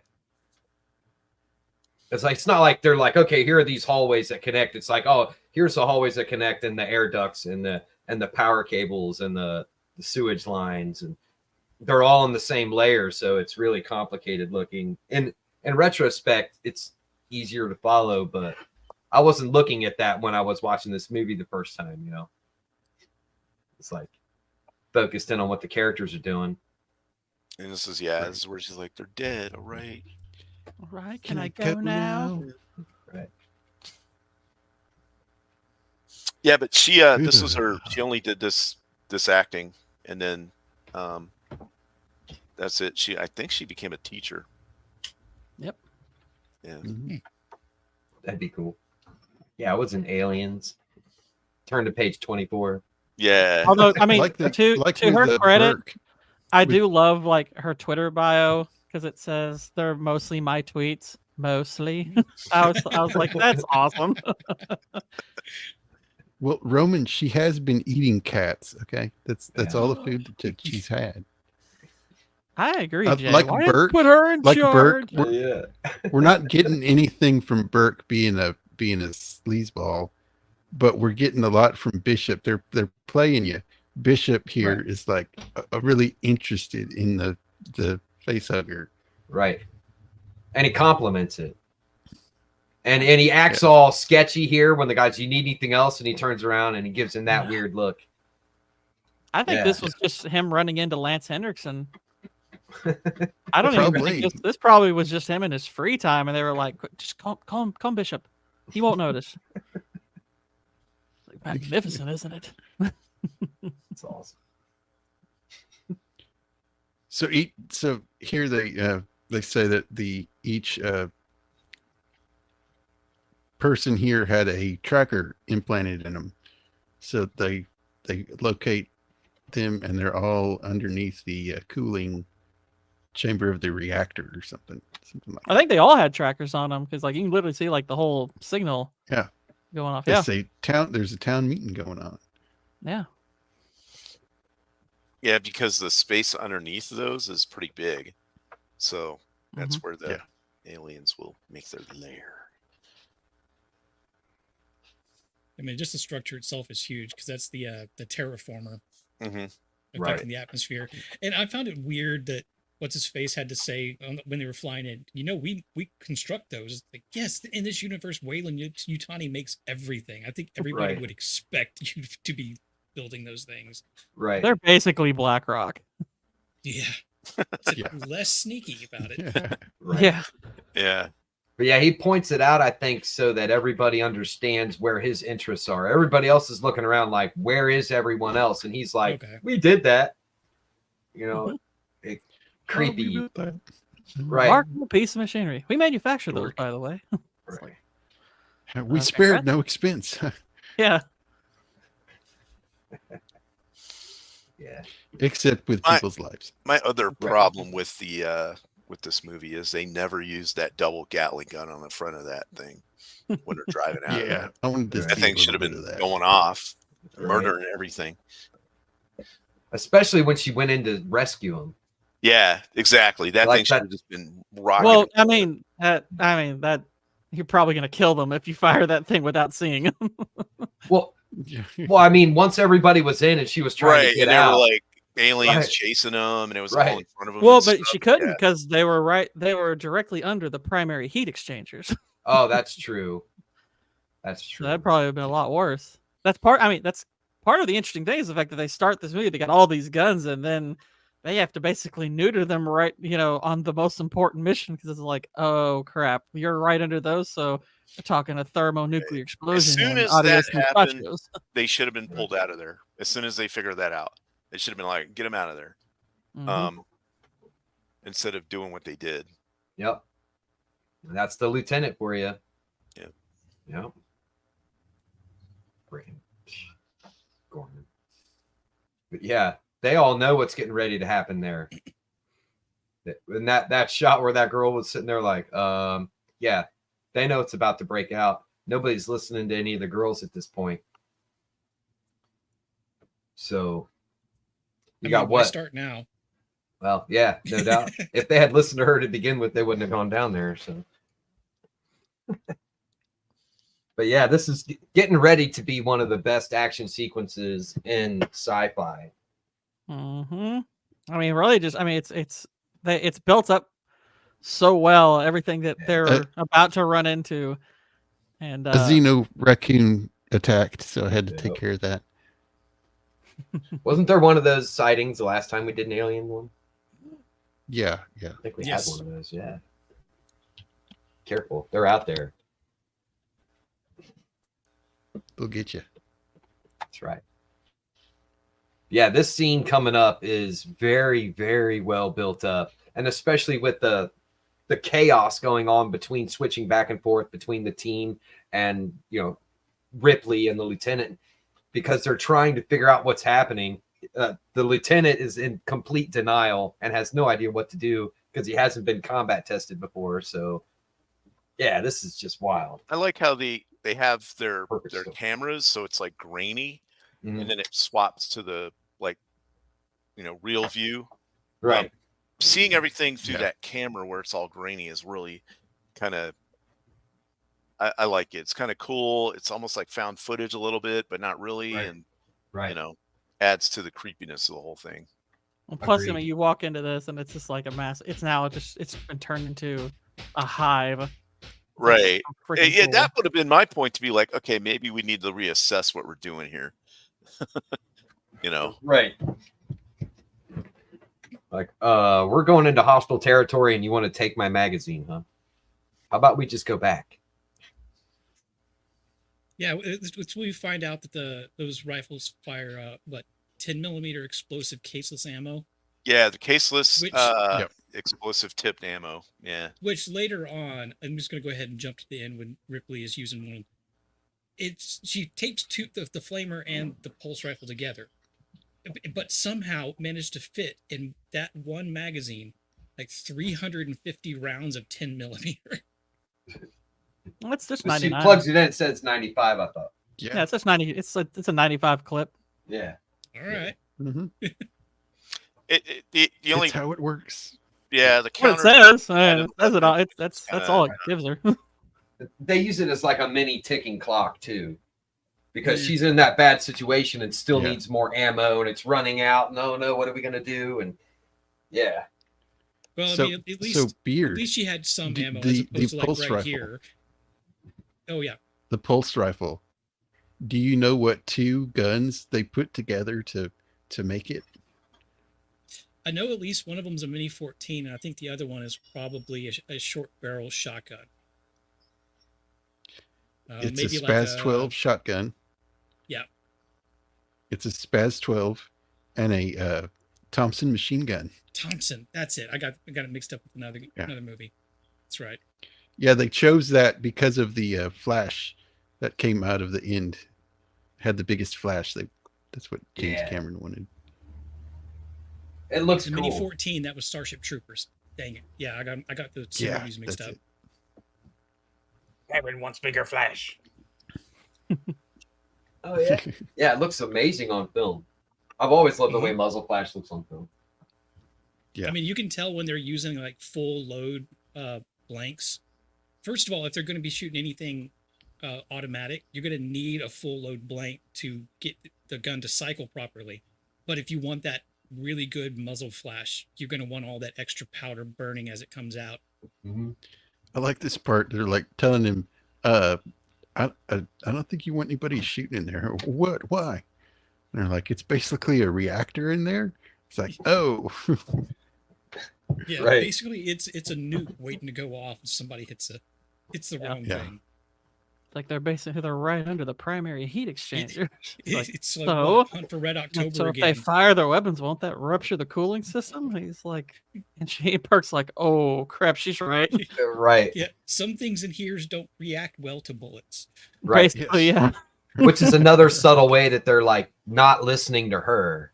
He didn't listen until the dude said something. Mm-hmm. Yeah.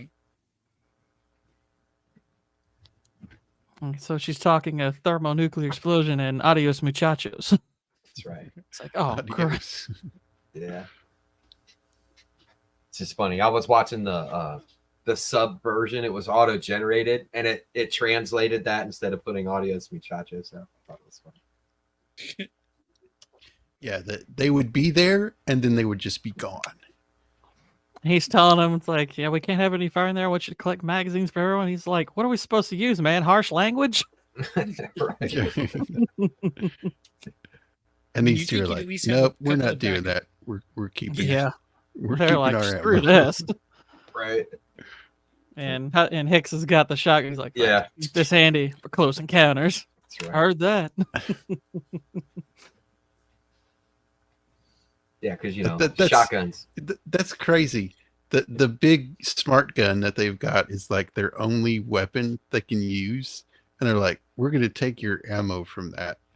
Mm-hmm. It's like, Right. Well, if you notice, they don't, when they have them hand over the ammo, they don't hand over ammo.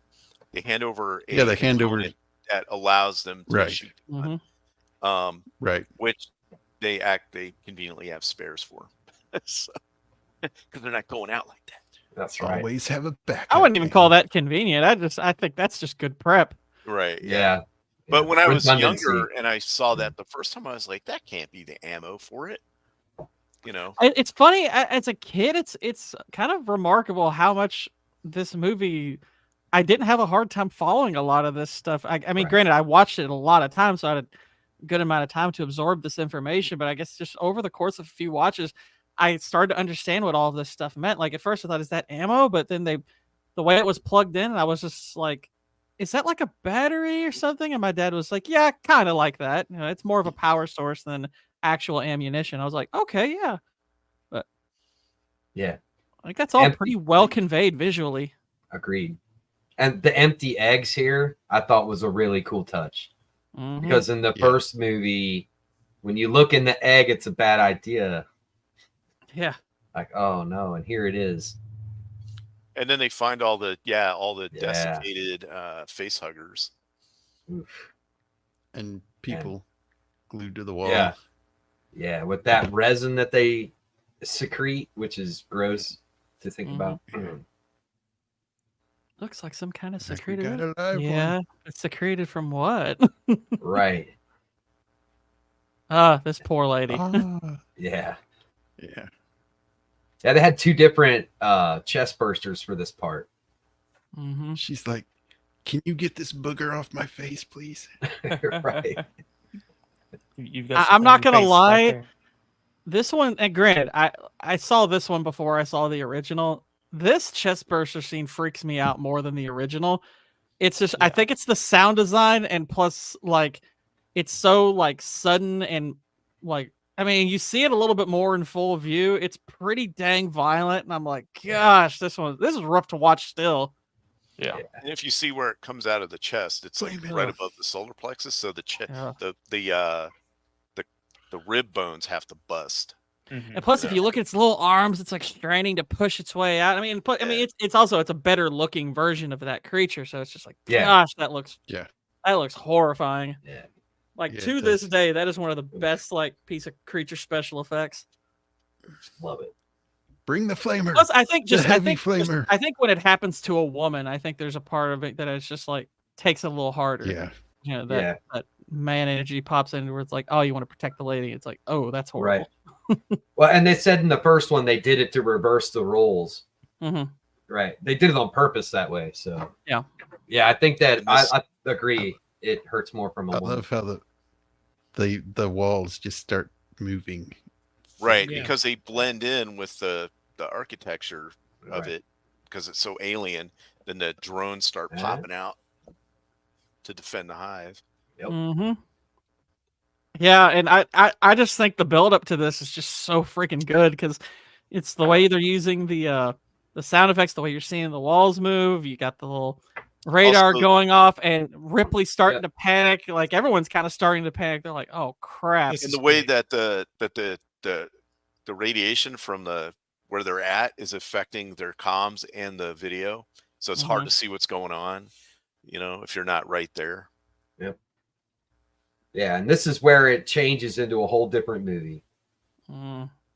Like we were in like a Pops military out. style thing, and now we're in this. Yeah, watching this thing, come to life on the wall is probably my favorite part of the movie. Yeah. Burly. See it. Just torches Frost. Also, Haha, this joke. movie Bye, lets you Frost. see how much more deadly the drones are than maybe in the first one. Because the first one's like it'd pop out and get somebody or whatever, but in this, you get to see like their full power, I guess. Right. This is also where the musical score really starts to ratchet up and get Yeah. really, really good. Yeah. Well, you see him taking damage. Well, in the first movie, that one just like couldn't be stopped. Like Right. nothing And then- they did anything. And in this one, they're very mortal. And that's why I think what I like about this is you're just popping them, Right. know. And What's funny also is this scene comes off as more action heavy than it really is. Because if you rewatch this scene, a lot of it is portrayed on the other side from Ripley's perspective, where you're hearing a lot of it and you're seeing it on these fuzzy modes. You don't really see a ton of the action here. A lot of it's just implied and Right. just done I through think sound that's what design. makes It's it, in a really way, good. so good, where it could have got real cheesy, but Mhm. instead it makes it real good because it's like the Jaws effect from the movie Jaws, where because the animatronic broke down, you couldn't see as much of the shark, which actually made it more scary. Right. Yeah. Accidentally epic is how I usually describe it. But yeah. by having it to where they're in the command vehicle and they can't tell what's going on, it makes it even more confused. So you're like, what would you do? I mean, obviously be like, get him out of there right now. But right. The lieutenant has a breakdown. He can't figure out what to do. And that's Right. when she takes over. Yeah, and This they is do a about really good where- job of conveying the chaotic nature of this and how quickly it popped off and how quickly he lost control of everything. Mhm. Just snowballed, and it goes back and forth between the two areas, and that really, like, they're jarring around. Oh, pow, pow, pow! Then you're back with Ripley again, and she reacts to somebody going down. Then it comes back and pow, pow, pow, pow, and it's so jarring back and forth that it takes you along, and it gives you that sense of, oh man, what is happening? What is going on here? Love it. Right. And she doesn't take charge until it's like obvious that everything is screwed. It isn't Right. like she's like, get out of the way, stupid man. I'm Right. gonna, Yeah, it's never like done. It's Yeah. basically it's like she's telling him before anything starts going. It's like pull them out of there, Right. and Mhm. she's like the whole time. It's like she's like get them out of there, and he's telling her to shut up, and she even tries to like call Hicks, and yeah, he cuts her off there. It's like, and she's just getting and they're increasingly frustrating. She knows what's going down. She knows they're way out of their league here. Right. And And he's he's trying just to- sitting there like repeating himself, like, man, I Right. told him to get out. I told him he's to get trying out. to talk to Apone, and Apone's like, "What? Say again? Fall after incinerators?" You know, so they're having the comms problems. Mhm. Yep. And once he goes into, oh man, I told him to get out. I told him to get out. She's like, screw this. And she goes up front. It's like they're cut off. Do something. Yeah, do something, right? And then she drives through there and busts through the door and all that, and like into That's when the the gun should have into the gone off. hive. Right, exactly. That's when that gun up front should have been just tearing stuff apart. Mhm. I would have loved to have seen that, like a whole bunch. It of would have been aliens cool looking, running but it's and- like that's a big risk. Right. Yep. And it's just shooting these, you know, because it's a twin Gatling gun. It should have been murdering everything. Yeah. Gatling gun. When she drive, like she even had a better opportunity when one jumped on the APC and then she slams on the brakes and it goes out in front. He runs it over. She could have just lit that thing up right there. The other thing that I did not like about that APC is I don't know what the window is made out of, but that thing could just punch right through it. Come on. Right. That should be able to, you know, they're strong, but it shouldn't have been that strong. Right. That glass should have been way thicker. Mm-hmm. True. And honestly, how much stronger are they really? Like, are these things like lifting 500 pounds? Are they lifting They're pretty 25,000 strong pounds? because they can Like, bust through doors and stuff, like by pounding on them. right. Right. These uh, things are crazy strong. They're knocking down those steel doors like they're Yeah, nothing. I man. think they could literally rip a human in half. Right. Now I know the Queen does the thing to Right, but Bishop, that's with a but that's synthetic. the Queen. That's a Right. it's much bigger and stronger. But Yeah. yeah, they're strong. I know they can jump real far. In the video game, they can stab you with their tail. They like to do that and totally. They can do that. Yeah, I slice mean, you with it. Yeah. they Yeah. can do that in this Yeah. definitely. Yep. They can bite you. Obviously, they got the little mouth on the end of their tongue that'll bust through your skull. Right. Yeah. Yep. Kill shot. And then you got the Sorry, slashes. guys. No, you're That's good. it's all right. In the but in Got the some video showing game, going yeah, through. it's like running around with alien vision where everything's like black and white. It's almost like like a sonar kind of deal. Mhm. Because they don't really have eyes. Right. And you run around killing people and stuff. And the only thing that makes humans even remotely survivable is their technology in guns. So if you can see them before they're coming, an alien really isn't that big of a threat. Right. You can shoot it and take As it out. compared to a predator or something that also Right. has tech. Right. Right. Oh yeah. Predator's much more deadly. Yeah. But It's like you it's shoot the a predator and number. they're like, Right. Like What was zombies. It's Yeah, the horde. it's their number. Well, it's their number. It'd be like going up against a bunch of lions or something, well, or, Right. or raptors. Yeah. Right. The other I thing is don't know. because of their carapace, you the have first to have one, a, the first one a decent gun. in the first movie, the alien is by itself, so it's Right, a lot and wrecks more a bunch of people with no cautious and weapons. stealthier. Mhm. Yeah, but still, I don't know if it was one alien against 5 Marines. Oh yeah, it'd be dead. I don't know. It couldn't do it unless it was using stealth. But if it's just running down a hallway at them, it'd be done. They just shoot it. Oh yeah, blow it yeah. apart. And these things are pretty confident right now because they have bigger They numbers, have probably. numbers, you know. yeah. Well, Yeah. the other thing is I Home don't think they turf. have any fear of death for one because of the No, they're hive basically mind. drones protecting a hive. right, Right. and Right. two, if you like blow an arm off, it can still keep going. And But they then, do show intelligent enough action to be able to they're reroute and cunning. things like They're that. cunning, right? Yeah, they have like a low level cunning intelligence. Right. Yep. Right. So they're not exactly animalistic, but they're definitely not human level intellect. They're not going to make technology or anything like that. But most of the time, No, they don't this- need it. This would have been the perfect time for a Wilhelm scream. Aha! Yeah. Okay, I'm unpopular opinion. Yeah, I don't like Wilhelm screams in serious movies at all. They annoy the crap out of me. It Oh, takes come me out of the movie every freaking time.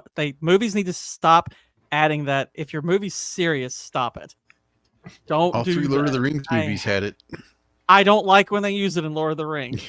I do not. I do not like it.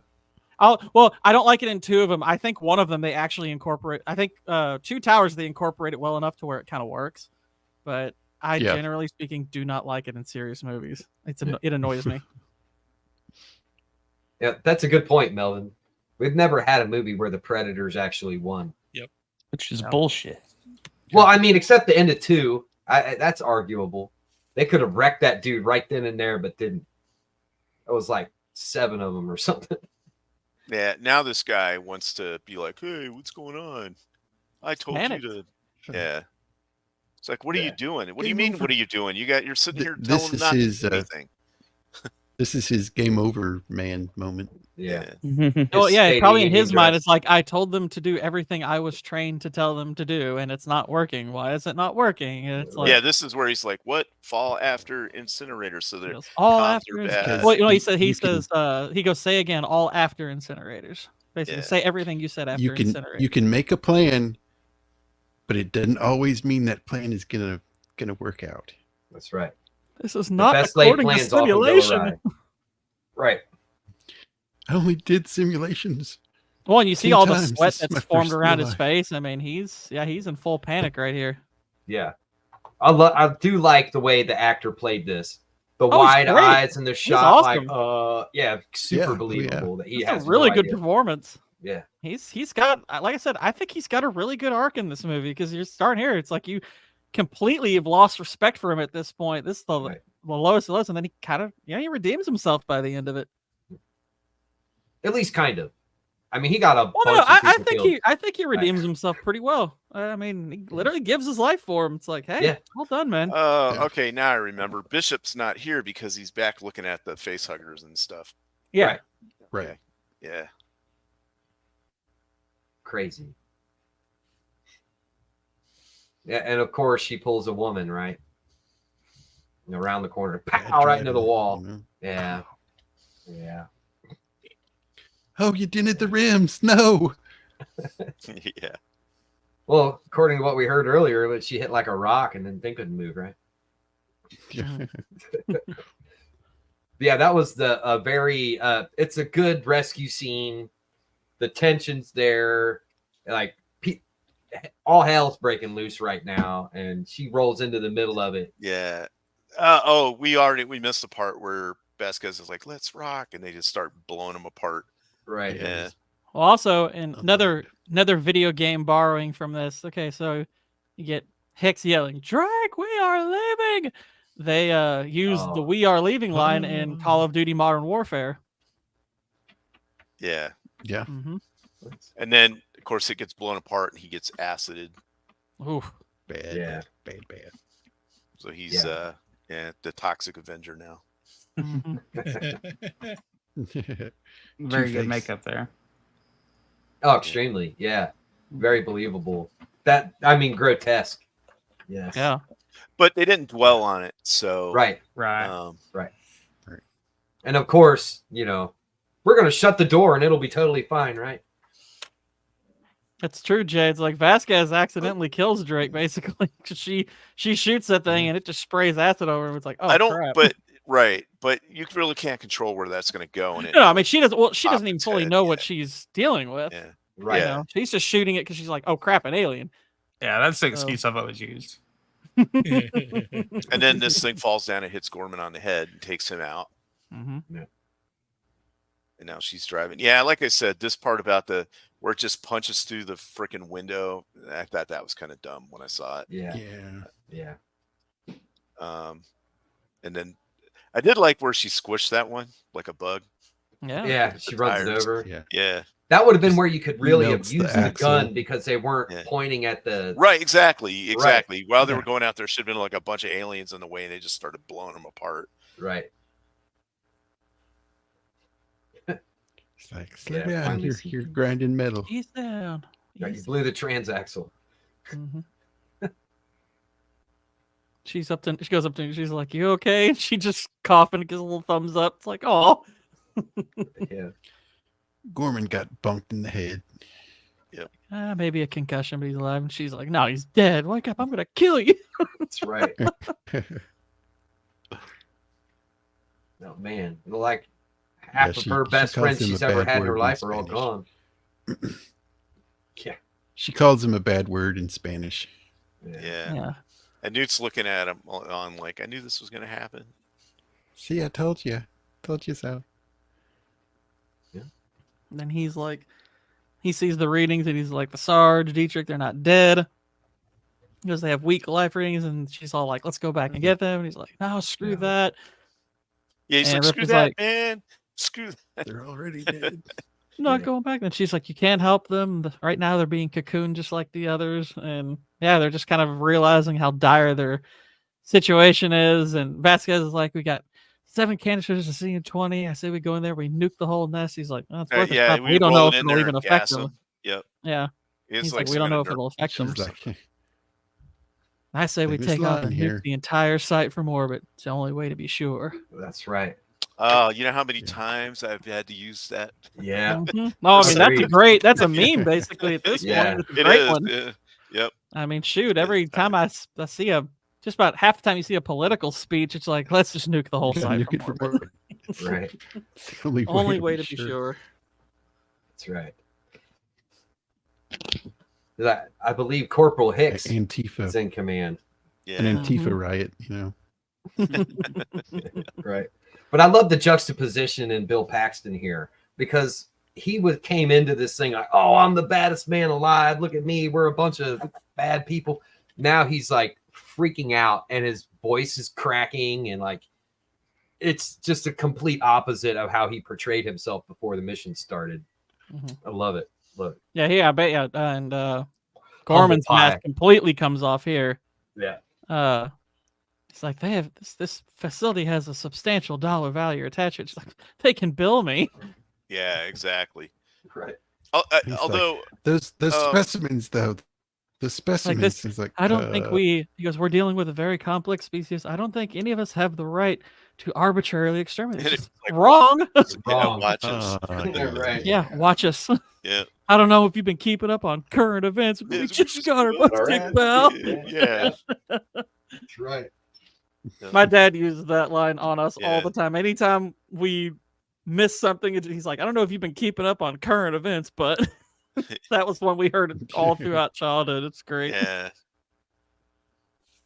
I may get knocked off again. Sorry, just to forewarn y'all. Okay. Always you're safe out there, dude. Beard, you're able to control the panel, aren't you? A little bit. Because I was gonna say if he gets knocked off, I could maybe share my screen and pull up the movie if you want. If he's able to do that, okay. I'll just kind of keep tabs on the movie for mine too. You should be able to bring up if somebody shares something, just in case. But I don't know. There's nothing on the radar. Just cloudy. Oh yeah, I wanted to. Oh man, I shouldn't have. I mean, his name and he putting his hand in that. I mean, yeah. What was he doing? What was he doing back there? Right. Spunk my Spunky. And it all makes sense. Bush has made that comment a couple of times. Yeah. We don't even know exactly what happened to poor old Spunkmeyer. Yeah, they're like watching. It's coming in. Wasn't he on the pickup ship? Well, he's on it, but he probably got killed before it crashed. Yeah, he's okay. So he's the co-pilot or whatever on this thing, and when he comes in, his hand goes in that goo, which is an indicator there's an alien on board already. Right. It kills him, and then she thinks it's him coming through the door, and it's an alien. Now, I do like that she doesn't just sit there and die. She goes for the gun. Mm-hmm. So she goes for the gun. Then she does like a little windshield wiper thing with her hand on the window. I got to make sure this is clean before I'm dead. Well, I yeah, gotta it's wipe like, my that's blood off the screen so I can Yeah, land. exactly. Yep. Well, it's probably just waving her hands around and just Oh gets yeah, that's what it is. panic I just motion. always thought it was like a windshield wiper. But and then this thing is control and it crashes. Yep. Yeah, this was really cool, really well done with the modeling in the background because they had to have the people on set in it such a way as to keep the scale correct for the shot. Yeah. I think they filmed the models and then they did a rear projection screen, which is nice because it actually gives the actors something to react to because they can see it as well. Compositing is a little bit off, His but still face says it all. Yeah. Well, I like Hudson. He picks up that piece of metal and it's burning, and he's like, "What do we do now?" Man? That's great. It's great. Yeah, see, he's got the. Now what are we supposed to do? Like, now what are we supposed to do? And his voice cracks. Game over, man. It's game over. Yeah. Even See, I'm even definitely Gorman's got a great line here. He's like, maybe we could build a fire, sing a couple of songs. Like, Right. I'm definitely in the minority because I was just wanting this dude to be off so I could stop hearing him say "man" the entire film. How dare you? I do enjoy the transformation of the character, from, like you were saying earlier he was gung-ho and everything. And then, some characters grow and some characters grow in a different way. And we get to see it on film. They did it well. Yeah, he's a meathead. I mean, he's a massive meathead in this, but he's awesome. I love Bill Paxton. Oh yeah, Bill Paxton rocks, dude. Yeah, and then everything he's in. Yeah. Yep, he has so many of the memorable lines in the movie. Yeah. Also, as far as his character arc though, he does go out like a Chad. He does. At the end. Yep. Yeah. Yep. And it's like has this look on her face, smug look. I told you. Yeah. Wasn't gonna be enough. And then she's like, "It's getting dark. We better get back. Yeah. They mostly come out at night. Mostly. Mostly. Mostly. That adorable little accent. Yeah. Mostly. Affirmative. Affirmative. That part is cool where she's got the helmet on and she's like, and he's like, "Why did you put her in charge?" Right. Yeah, it's like it's not only a child not running movie with a child performance. She's very endearing. Right. Yeah. It's Agreed. like, she survived here for however many months with no training. Yeah. Right. 17 days. We're not going to last 17 hours, man. Yeah. They say it's said that she's from Florida, so maybe she just has that. She got the accent because she lived in England. She lived in England with her dad was in the Air Force and they lived on a base at Lakenheath. They were stationed there and that's where they found her. So she was going to school in the local area. This is that very scene, by the way. He's like, right. How so that's long why she before kinda we're has an declared accent. overdue? Yeah, she's got the helmet on and she's like, affirmative. Yeah. Which I thought was cool is like how quickly she picks up like the Marine like lingo and everything. Yeah, I like what she does here too. She kind of blasts him and then it's like kind of does what's his strength? So it's tech stuff. So she's like do this and it's like takes his mind off the right. Yeah, it's giving him something to do that he's good at. Yeah, exactly. And since she's a natural leader, she's already taken like charge naturally. Right. And she's It's confident. not even necessarily that she's a natural leader. It's just that she's the one who knows this situation the most. She kind of forced to step up. Yep. Well, and the guy who's actually running stuff has her back and has been watching her the whole time, and it's all been their relationship. He'll be like, yeah, whatever she said. And I think the they have, and granted, they have. You're not wrong that she has a leadership quality too, because they established in the first one that she's, she is smart to like best possible procedures. Like, I mean, when they all are like outside the ship, and she's saying, we shouldn't let them in, and stuff like that. Yeah, that's what I mean. She was third in command of that whole thing. Mm-hmm. Yeah, right. Yeah, she's an officer. Yeah. Right. Yeah. So she has training, and it went to there's a background built in to where she's not just some Mary Sue. I just showed up and I don't need to know how to use a lightsaber. I'm going to use one now. Kind of thing. Yep. Yeah, and this is what I mean, where they have all the different ducks and hallways and everything. Pulse rifle. I know how to use it already. Right. Yeah, this is great. Where she's able to come up with the actual plan to set everything up. He's like, okay, we got all this stuff off the APC and it's not a lot. So what do? And well, we're going to barricade off this way and we're going to make sure that these grates are sealed. And, she actually comes up with a cohesive plan of how they can actually fortify this location for a little bit. Because as of right now, there's no ticking clock. Well, I mean, it's several of them. I mean, Grant, she comes up with like what they should close off and where. I mean, but like they all have what she does from her and Hicks. What Although, she does is interesting enough, she does miss the the upper part of it. Right. That's the thing they Well, miss. it wasn't on the schematics, but what she does Right. is she poses those things as questions and lets them come to the conclusion that she already did. So Okay, Nutty. that is kind of a right, making people kind of tactic. Right, make people think it was their idea. Kind of, right, where she poses it. What do you think about doing this? And then because technically he's in charge, right, of the So, but she doesn't want to be like face palm him out of the way. Right, be like, I'm taking over. Well, and it would make sense. She's like, okay, well, what about this? And he's like, yeah, strategically, yeah, tactically, that makes sense. Let's do that. Right. And they're all in line. Yeah. And then he gives her the locator, and she's like, thanks. He's like, don't worry, it's not like we're engaged or anything. Right. Yeah, So those smart guns they set up are awesome. Yeah, those are sentry the guns. sentry guns. Yeah. Yep. Yeah.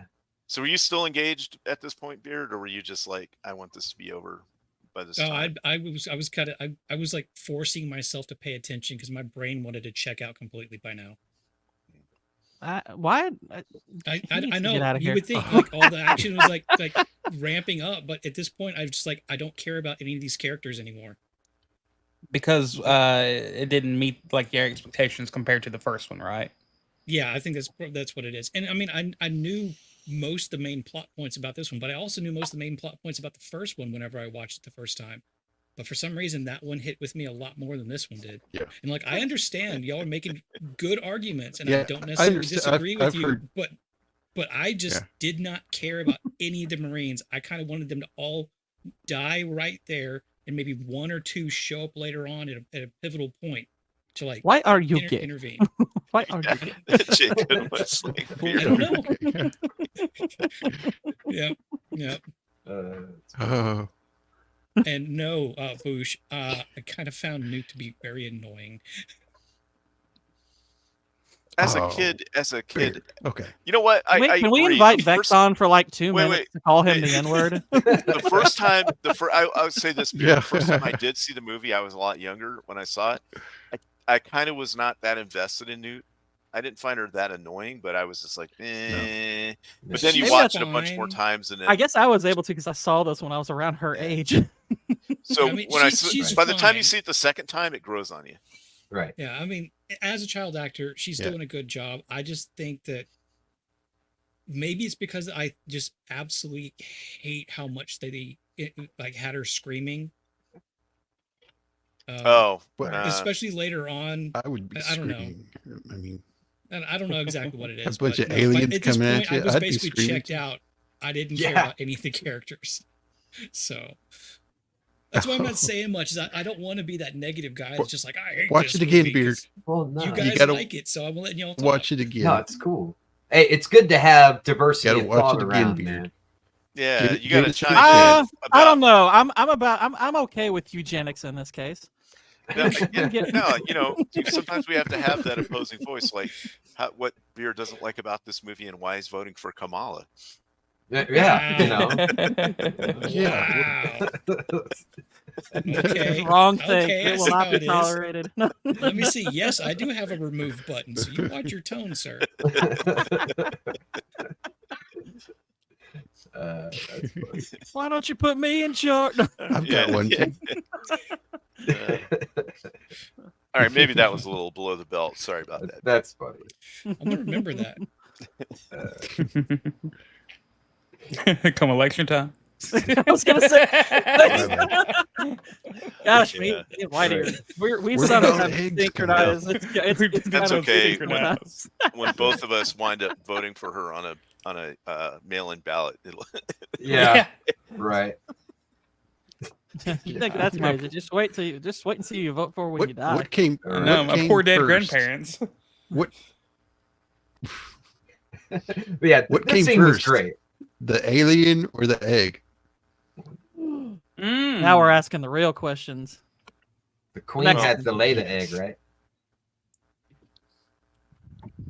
It's like got a what does he say? An ant hive. It was the goo. Well, The goo came yeah, first. he's like, and she's like, ants Yeah. don't have hives, and he's like, well, you know what I mean. Right. Yeah, Which this was a great that scene. little conversation, that conversation where he's talking about ants and whatnot. That's another cut scene. That was not dialogue from the original. right. And yeah, I've seen this movie in Burke's so like, many different These are variations. so many expensive. times. These specimens could be are priceless. It's like, He's like, well, these will be worth a shut fortune to the bioweapons department. And she's like, you're crazy. You know that? She's like, you really think you can get a species like this past ICC quarantine? He's like, well, how can they pound it if they don't know about it? So he's already being sneaky. But she's telling him, it's like she looked in the logs and found that he's the one who sent them out there. It's like that this is all on him. Right. Yeah. What's insane is he wants to bring these things back to Earth. I mean, or whatever. That's crazy. He's That's just what he mad was about told to do, Xenos. though. That was the plan the whole time. Yep. Which means he's been lying about basically everything the whole time, except money. He was right on about the money. We manufacture those. I just wonder what it would have been like if they hadn't shown the aliens already, in that first scene with if they had like not shown them there and just we kind of already had a beat on, but it would have made this scene more impactful because they don't show them here. They show them in like behind steam and stuff. Okay, I think the reason is because this scene got cut. There were I think there were more things they were supposed to cut into this. They were supposed to film actual scenes of the aliens getting shot, but I think this got cut before they added those scenes. So they basically had to cut in previously huge footage of aliens getting shot up. Because if you look, the same shot of an alien getting blown to pieces is used twice, and it's really the only time you see an alien. So my guess is they just hadn't filmed them yet. Are you talking about with the sentry guns or whatever? Yeah.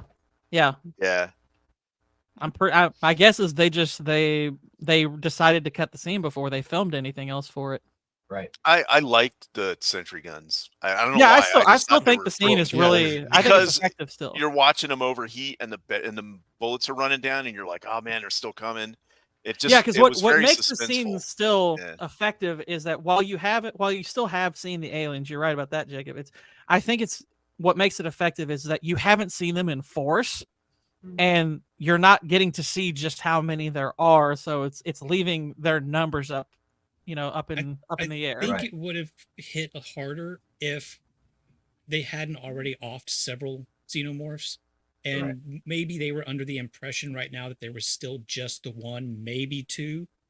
But then when you get this point where the ammo is counting down, it keeps counting down, that's when like the realization would set in that there are more than just the one or two. Then they could have, and this is, again, I'm saying this to kind of tailor it to what I was kind of expecting, what I would like out of this, but then they could draw out a little bit more of that kind of like unknown horror aspect before we get to like the zombie apocalypse survival scenario. Right. I mean, I kind of feel like that it's already been kind of revealed, just that they have a good size of numbers because they have like that scene where they showed like all the colonists were gathered in that one place, and they're like, oh, okay, they've all been cocooned and stuff. So, their numbers are still growing at this point. Like not all of them maybe even hatched yet, it would seem. Right. So, well, I would also say that like this scene kind of diminished the later scene when she has the pulse rifle and they're looking at the number going down. It's the same thing, but on a bigger scale, obviously.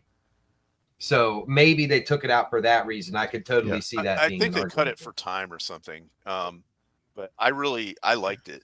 Oh being yeah. there. I always thought it was. Yeah. I What's always thought it funny is, really and tension building.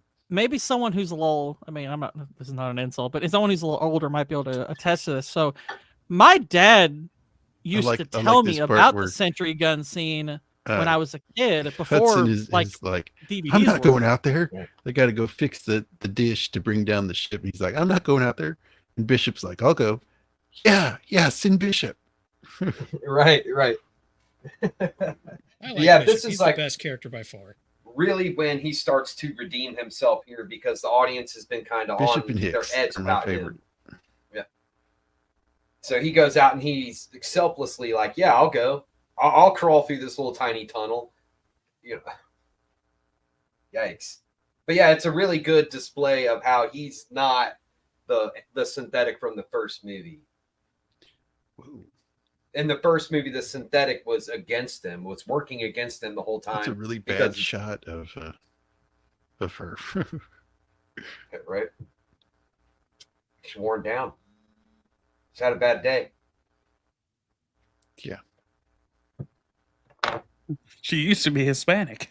That scared the Hispanic out of her. I like how they put him in the tunnel and then they weld him back in. Yeah. Yeah. Yeah. That little plasma cutter thing, if only, it's something like Sure. that. You gain your tool Oh chest. yeah, that'd be nice.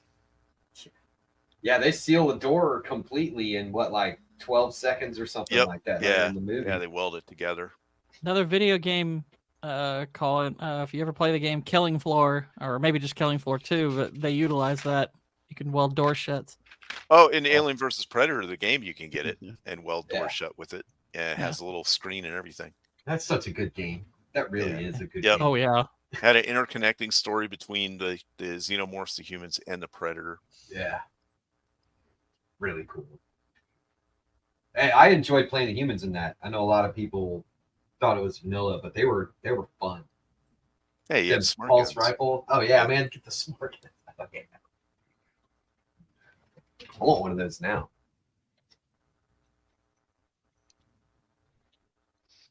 Yeah. Yeah.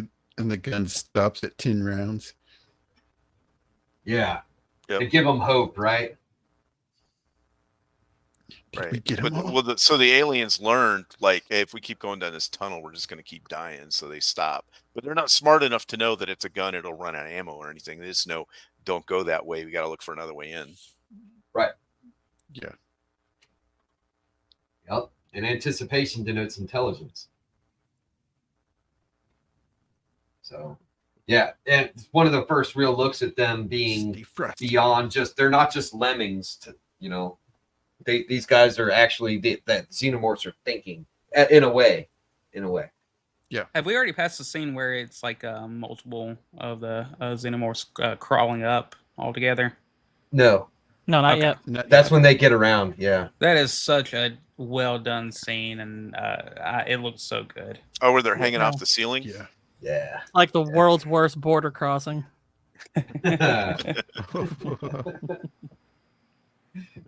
Give me just a second. I need to grab a drink. Be right back. All right.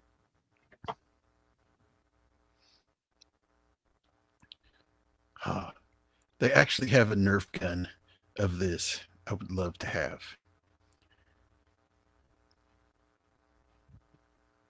Oh, this is where he's showing her how to use the pulse rifle. Yeah. Yeah. And it's got the grenade launcher. A Nerf pulse rifle. Yeah. Which is basically just a shotgun, right? You said it was a Spaz 12 or something. Yeah. Yeah. Yeah, they had to modify it And so it would Thompson only hold machine 3 rounds to shorten it up to put it on there. Right. We only technically ever needed to really maybe fire 2 for any of the scenes. Just show them, shoot it, and then rack it one time, and then you can just loop it. Right. Yeah. Yeah. They do look cool though, and I know why they put the counter on the side so the audience could see how much ammo they had. But realistically, you'd want it on the back of the gun, right? Where so you could see it without having to move the gun. Right. I mean, it would be nice to be able to have a round counter in there, so you know when you get a reload. Yeah. because it's hard to keep track sometimes. I don't know. The money kind of helps me keep up count. Right. So you're not like Archer. You don't count all the rounds. Oh, well, I was shooting at the range with the military. We didn't care about that. Just how Right. everything they issued to you. Nice. Yeah. Well, shout out to the taxpayer, right? Oh yeah. Yeah. Guess who's back awake now? Man, yeah, this is a really bad situation. Imagine the claustrophobia of this scenario. They've just sealed themselves in. They lost all their smart sentry guns. They're running out of ammo. They barely had any to begin with off the APC.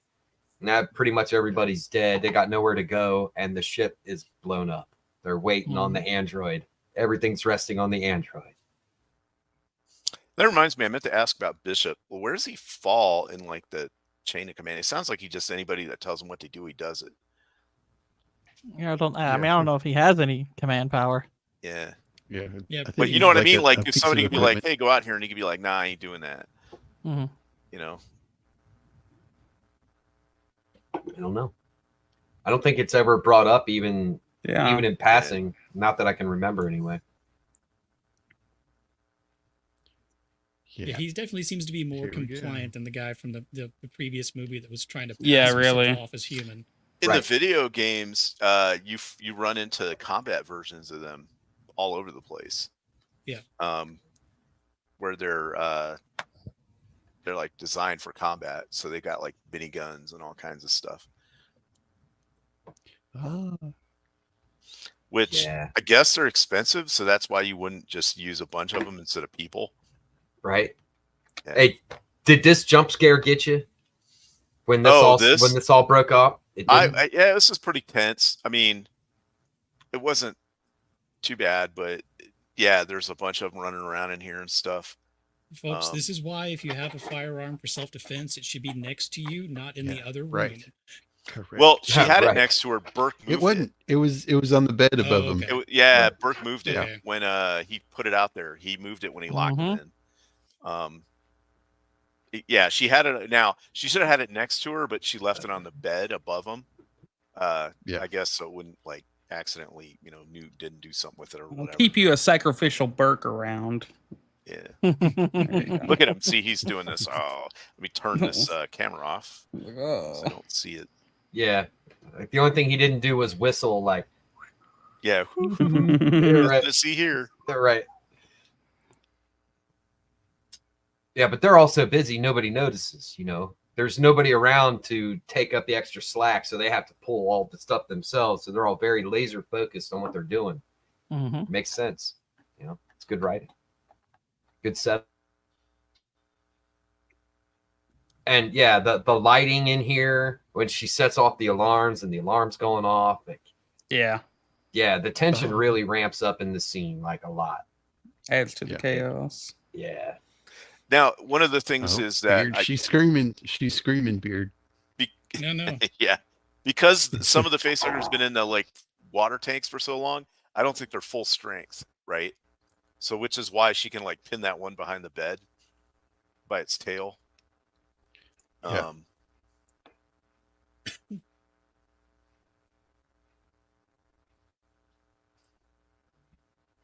I mean, it shows how strong these facehuggers are. They have two guys trying to get it off. Right. Yeah. And I don't even know if that one's like at full strength either. Right. That was one of the ones that had been hanging out inside one of them tubes, right? Yeah, that's what I mean. All of them have been in the tubes that he released. So, so one of them didn't even have a thing because they cut its thing off to get it in there, right? I say we grease this rat face right now. Yeah, right. That's the kind term for it. Yeah, because she pins one of them. She slams the bed against the wall and its tail's caught to keep it off of her. Mm-hmm. Yep. So then it's more just slow. It's slow. It's just slowing it down, if nothing. But yeah. Yeah. Well, yeah, but what I'm saying is, I think a full strength. I got myself quoted in the probably, chat. Yeah. Yeah, you did.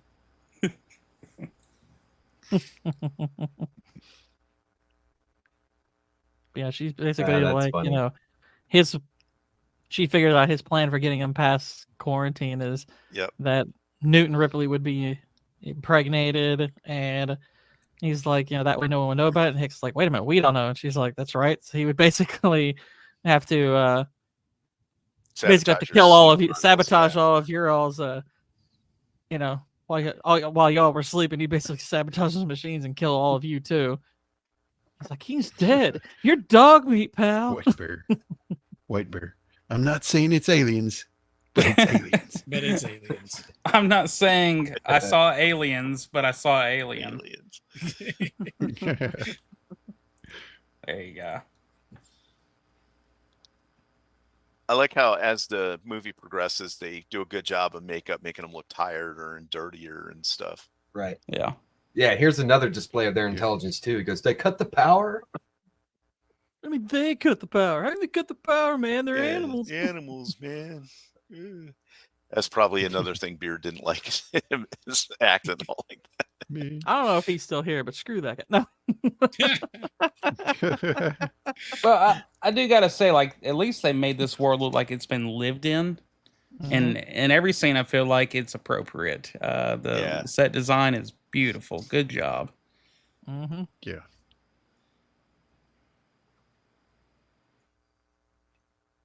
Oh, this is where they're closing the door. They're like, they're right outside the door, and they gotta weld it shut.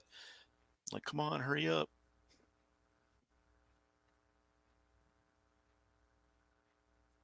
Yeah, and they're already past some of the Right. places they thought they had sealed off, and she's like, we must have missed something. What's going on here? Something that's not in the schematics. And I tell you what, I wouldn't have been the one that got up there and shined that light. Nope. Oh, no. Because they're 6 feet away, and they're pretty fast. Meters, I think it's 6 meters. Still, Yeah, that's portable close. Detention device. About 20 feet. That's close. It's like, that can't be. That's inside the room. It's reading right, man. Look. Look, man. Yeah. Mexicans. He's got that. Yeah, the light. Yeah, you hear the aliens. Arriba, arriba, andale, andale. Oh, you could cut in Marty McFly from Back to the Future 3. It's like, Indians. Oh, there's a bunch of them in there. Yeah, Okay, this is the scene. Look at this. Oh, God. Now, do you think that that's really people hanging off a ceiling crawling, or is it shot upside down? It's shot upside down. Shot it upside down. Definitely I just watched how they did that. Okay. Yeah, they hired dancers and all kinds of people to move in weird ways. Yeah. Okay, That so looks like Mexicans to me. I don't know what you're all talking about. Okay. I think it's filmed on location.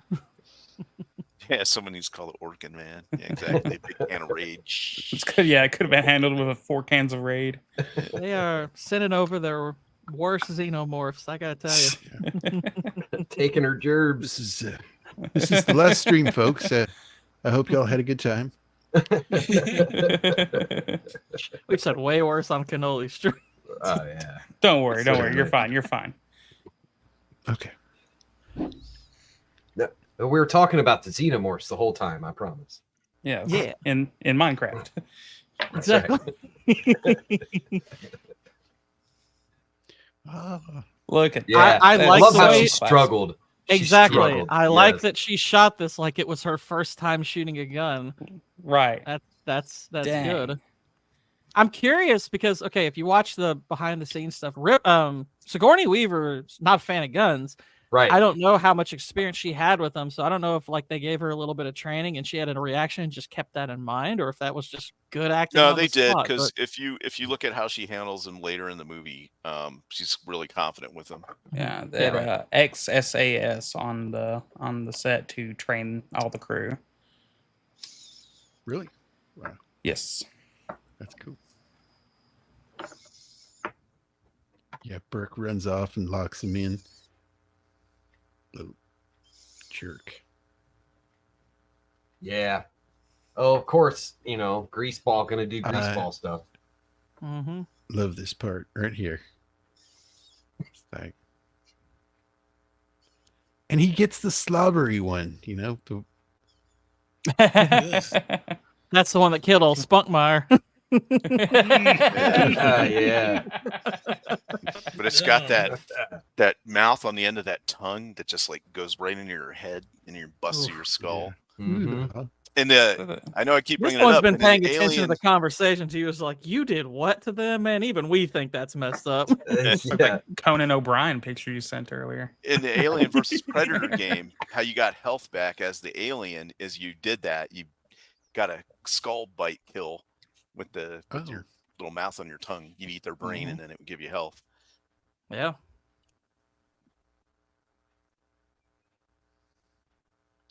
Oh, this whole scene here was great. Oh yeah. This is basically, you're in. This is how Newt's been getting around, is through the tunnels and whatnot. Exactly. So how do we get where we need to go down to the airfield? And she's like, okay, we can go through here. Well, it's also the fruition of him going, why don't you just put her in charge? Yeah. Yeah. Why don't you? Come on. Right. Yeah. And as if the claustrophobia wasn't bad enough, right? Now you can't even stand all the way up. And here they come. Right. And they're like leaping through it, like floating almost, And they're on a timer too. So this is like a timed event in a video game where you gotta, because the reactor's getting ready to blow, so they gotta get Metroid out all over again. Yep, you got like a timer countdown. Yep. I remember reading a story about a Jewish people in tunnels. I mean, so this is So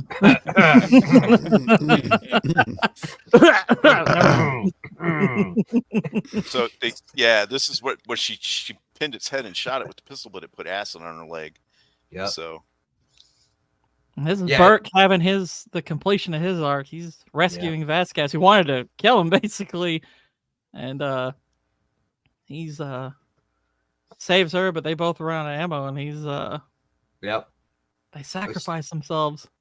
She gets one last burn in on him right before she goes to.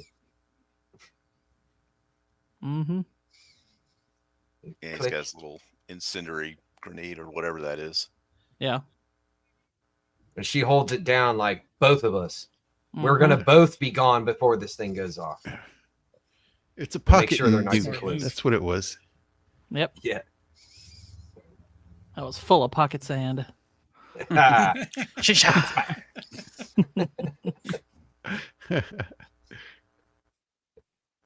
Hell yeah. That's true. That's a good point, Jay. That's a good point. That it wasn't actually one last little dig. It was actually that acceptance. Yeah. Yeah. That's a good point. Bit of good ball bust in there. Yeah, I agree. And of course, during this scene, she actually messed that up on purpose a bunch of times so she could keep doing the slide. Yep. Just kind of because funny. she liked doing this. Yeah. Oh, I did it wrong. Do it again. Yeah. Well, they said it was a 3-story slide. Yeah. So, I mean, I don't blame her, man. I do that over and over again. Right? I remember as a kid seeing this, I'm like, that looks like fun. Right? This part was scary too. Oh gosh. Yeah. The tension's up because, like you said, that clock is already there and they were barely going to make it before. And now they're at this scenario. And by this point, Ripley's 100% invested in making sure she's okay. Yeah, the tail coming out of the water. Yep. And she's just like, hurry. He's like, I know, I made it. Just the sound of that thing coming, and then this thing just pops out of the water, which the design of this alien is so good. I'd say outside of the alien queen, this is the best designed individual alien. Yeah. It's so good. It's in the light, so they had to do well. Because you can tell it's on wires. Oh, okay. Yeah. Yeah. But but still, it looks great for being an actual suit. It looks great.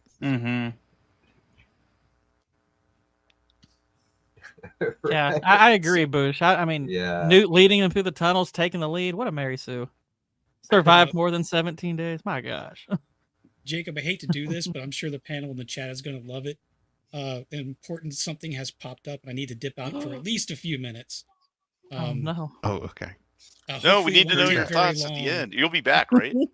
I'm hoping so. I don't think this is going to take too long, but this is important. I all thought we were right. going to be done by now. I definitely wouldn't be jumping out mid-stream if I didn't have a choice. All right. Sorry about that. Go ahead. All right. Take care, man. Hope everything goes well. Me too.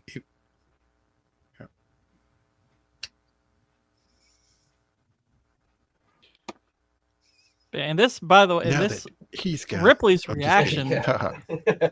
Ripley's reaction to her being taken away. This is like whenever I saw the scene where you find out she lost her daughter. This was the first scene I thought of why that was such a bad idea. Is her reaction to Newt getting taken is pretty visceral, and that you like the context is so much more enhanced when you have that scene from earlier. Right. Last time she actually saw her daughter, she was Newt's age. Mm-hmm. Right. Surrogate. Yep. Yes, sir. I like this part. Sublimation. Man, you guys are dragging Beard hard in the chat. Come on, he just Yeah. he didn't really vote for Kamala. He just doesn't like the movie. Right.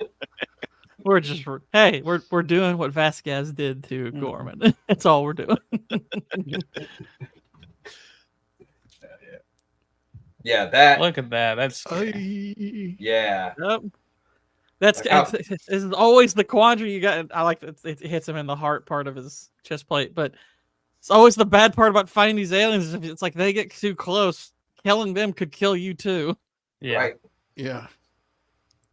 Yeah, and it wrecked him too. Look at him. He can barely walk. Like this guy. Wow. He's been a trooper the whole time. Mm-hmm. Yeah. Yeah, Hicks has been awesome in this movie, and it's like, oh crap. Oh.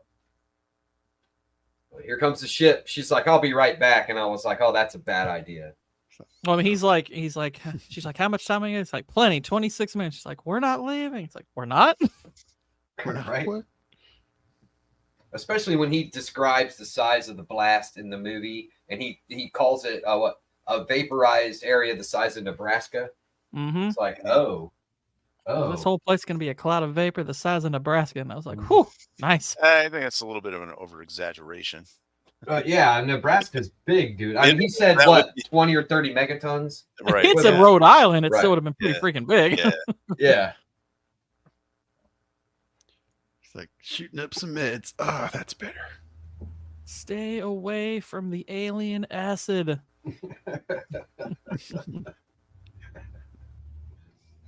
But yeah, I like her. I've always said the best suit up scene of all time is Commando near the end. This is right after. Yeah. Yeah. Uh-huh. Yeah, I could see that totally. Mm-hmm. Commando rules. Yeah, the grenades. She's like, I'm bringing all these. It would have been cool if she pulled out the camo little can and started getting geared up. Pulls like a little quick montage. A couple of stripes on her under her eyes, and it's like Need a montage. This little exchange was not in the original cut, where they give each other their names. Right. The first time she ever says her name on screen. Dwayne and Ellen. I forgot his name was Dwayne. Mm-hmm. At least it wasn't Kevin. Kevin. Yeah. At least it wasn't Leroy Jenkins. Yeah. Hey, that would have been freaking awesome. That would have been funny. Leroy Hicks. Wow, they saved that for Mass Effect. We actually, you do have a character. The first person to die in Mass Effect's name is Jenkins. Like it's Jenkins on my mother's side. Yeah. Yeah, she's got to put the harness on. That's right.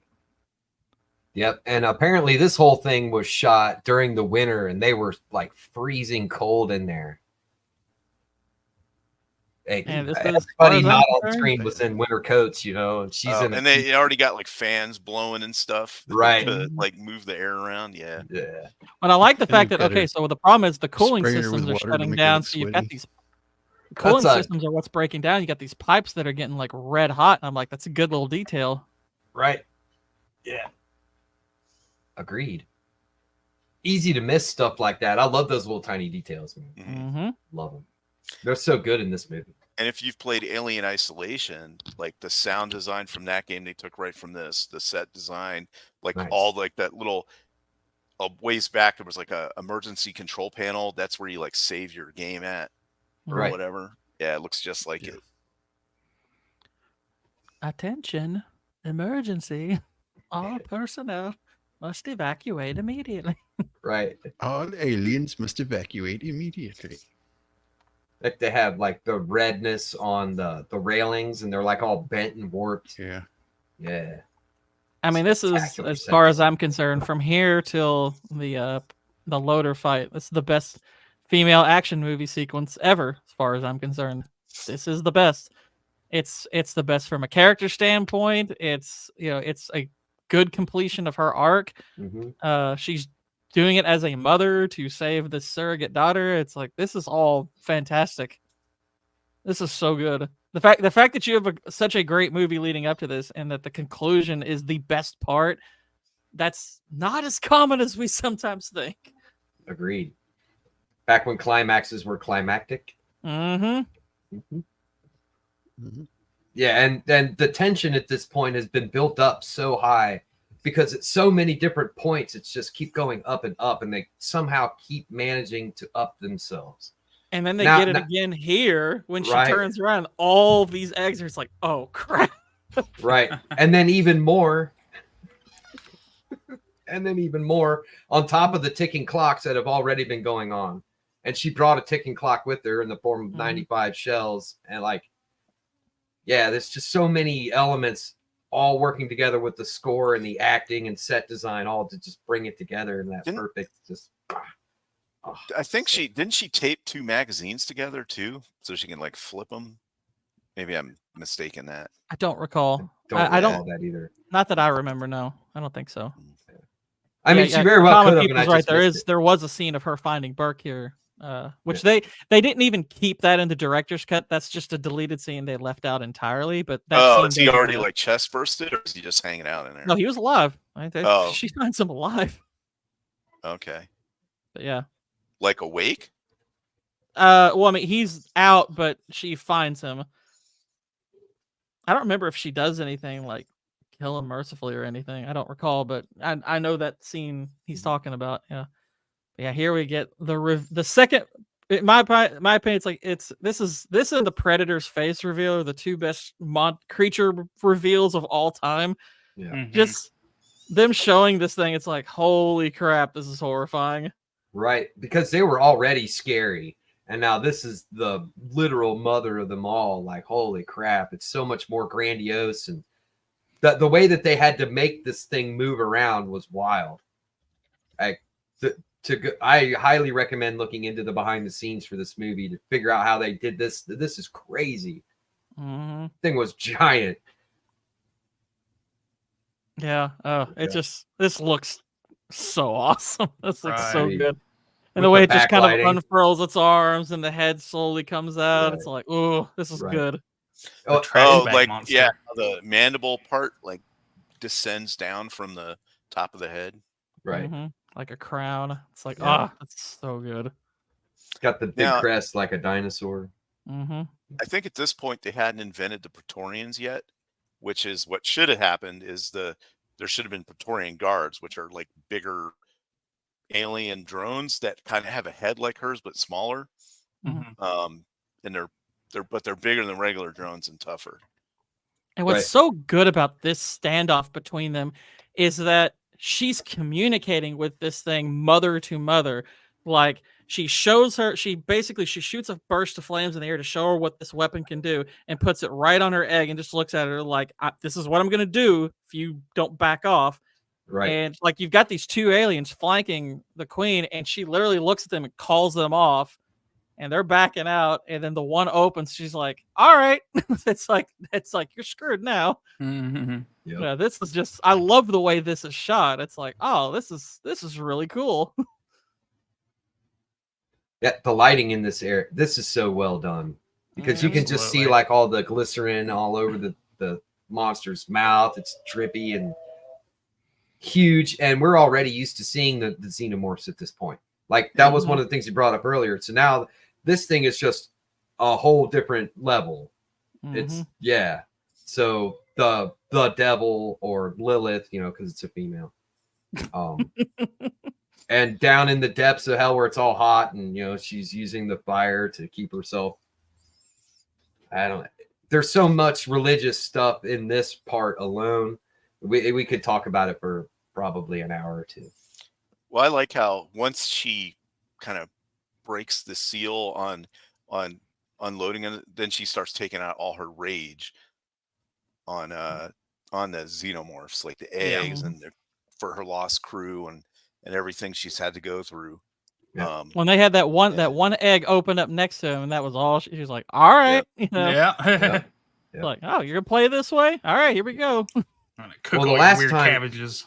Right. Well, the last time she left eggs alone, they came back for him, and some scumbag down the line would probably do the same. Yep. She goes hard line conservative here and just goes zero tolerance policy on these aliens. That's Like, right. all right. That's right. Boom. And yeah, but I mean, I don't know if the queen actually has any control over the face huggers. There, you know what I mean? So once the egg opens up, you I can't have kind that of thing get the chasing you sense they around. do, because the eggs so often will open like when someone wakes up or something. It's like I kind of almost feel like it's I think what it is that semi-programmed. the eggs can sense when somebody is nearby. Yeah, like there's some kind of like response that comes. I mean, granted, you could be right that she might not have control over, but because they have those little tentacle things coming off the bottom of them. So maybe when you step on one, it might have like a time delay or whatever. Yeah. But also, if you step on one or get near it, it can sense it and then it'll open up. yeah, like Right. a Venus Like, hey, there's flytrap something like here response. that right, Yeah. exactly. Well, in the first movie, you could see through them. Mhm. So they might have senses outside, you know, because they don't have eyes. So Yeah. Mhm. But you know, it could I mean, it's all kinds of different things. It could, you know, CO2, vibration, heat. Although I would think down here, heat and CO2 would already, because there's so much else going on. So it's probably Right. she stepped on one of those little tentacle things. yeah. She went full Spaceballs in this part. Right. Yeah. Shooting the grenade launchers into the egg sack thing. Yeah. Yeah, and that right there always got to me. Like even Yeah. this last times I watched it, like, she ripped that off of herself. Dude, that's so raunchy. Like, Yeah. We're going mobile. really, right? Wow. Brutality in that scene is just next level. Mhm. And it I all mean- comes from Girl. You know, they got that cheesy. That's not how lightning effect. I mean, Yeah. common people brought up J.J. Abrams. He'd have her dragging that sack around. It's like you want her to look pregnant when she's fighting. Right. He'd have her swinging that egg sack. Yeah. Bush is right. It looked like a termite queen's Yeah. back end. Yeah. Right. And then, that's the one thing I didn't like about the special effects is the lightning looked kind of bad. Right. And I didn't think Right. it was necessary. Yeah, it's that old Didn't like need it at 80s all. lightning kind Right. of Return of the It was Jedi. a Highlander. Right. Yeah. Yeah. I just think that it didn't need the lightning whatsoever. Agreed. Well, I mean, I don't think it's supposed to be light. It's supposed to be static. I Well, mean, whatever, but it didn't need Yeah. it. But yeah, you it's that electricity effect that everybody used, right? Yeah. But yeah, I don't mind during it. this scene, they actually had to make a doll of Newt, so Mhm. it was easier for Sigourney because she was cold and her muscles were tightening up from that. Mhm. So yeah, this part was really super hard on her, on Yeah. Sigourney Weaver personally, right? Mhm. Oh, Oh, having it carried that's around. so well lit. Yeah, yeah, in the cold and like just having to keep doing it over and over and over again for each scene, you know, it really It's James started to wear on Cameron. her. You got to do it right. That's right. And they're doing 17-hour days, man, or whatever they were allowed to do, right? Except for tea time. Yeah. Union Tea Time. That's right. Yeah, she gets up to the top of the platform and Just Bishop the- ain't there. That's right. I think Alien Queen, she figured out pretty quick how to use an elevator. It's like, oh crap. Well, I don't Yeah. think she just saw that it opened up because the other one went down and it automatically opened, so she just walked into it. Well, I don't think she pushed any buttons or anything. And she'd have to push the floor, wouldn't she? No. Or is it just one destination up yeah, and down? it only comes up to the top, I think. So it's or probably it like was a car, already probably, it could set. be like a cargo Yeah. elevator. Right, yeah, something like that. Yeah. So my impression was that she just walked into it because it was open. I would love to cut this somehow to where you could see the Alien Queen in the elevator and there's some kind of music playing. Right. Oh, and it's just waiting. Yeah. Right. Looking at its nails or something. You know, it would be the tail spike into the speaker. Yeah. Yeah. Yeah. Yeah. Like, I do not like the music. Like this Taylor Swift. Bing. ting, ting, ting, ting, ting. So the whole thing's blowing Yeah. up. And of This course she gets set- to the top and then Wow. it's like, where's Bishop? He left me. I knew he was a dirty synthetic. Right. Yeah. Dun dun dun. To the rescue. And then she's like, close your eyes. Close your eyes, baby. Which, okay. One, if you've ever seen the cartoon Invader Zim, which is one of the best short-lived cartoons of all time, there is an episode where basically they're fighting all of these horrific lice, and there is the whole lice queen thing, which is massive. And the woman who's fighting them literally before she kills it's like, close your eyes, baby. I was like, oh, that's awesome. Hell yeah. I highly recommend that show, by the way. It's freaking hilarious. It'll blow you away that came around in early 2000s Nickelodeon because it's pretty weird. Now, I will say this, like, okay, I think they probably should have cut the scene a little bit differently because the way they cut it, it doesn't make a lot of sense how the queen got up on the ship because they show him kind of crash into the debris, but I think they hold the shot too long and they show it twice, I think, and you don't see any trace of her. So it's like, they probably should have cut that a little bit quicker. So it should just give the impression that that's probably where it happened, but they showed it too much, I think. Agreed.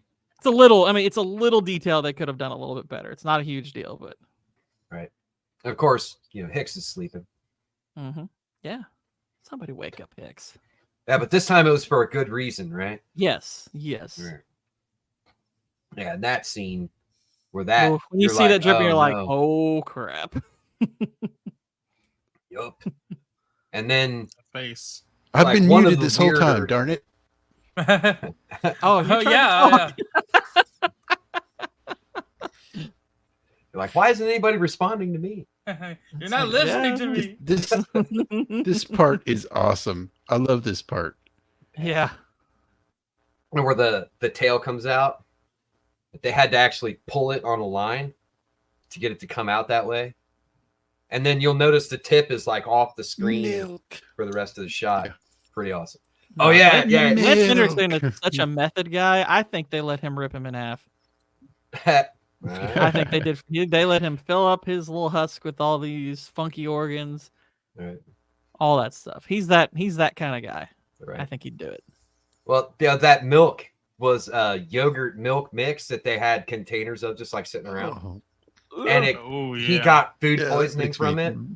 Oh no! Yeah, and so they stopped doing it that way and started making it for him fresh. Like what? I was gonna say that too, but Spuckmeyer, he did it again. No. Now we knew. Well, now we know who was able to actually command him. Oof. Oh man. That's just like holy crap. Right. So brutal.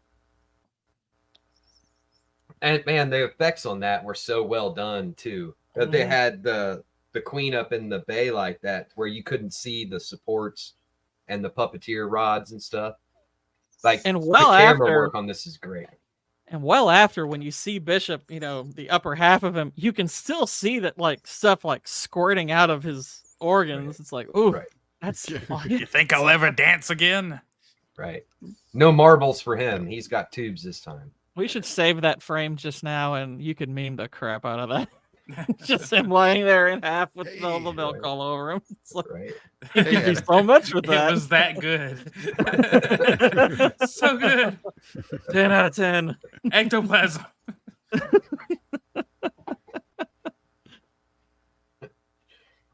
He got slimed. That was a cool shot though. Green. The like from at least it's not green milk. Oh yeah, is it?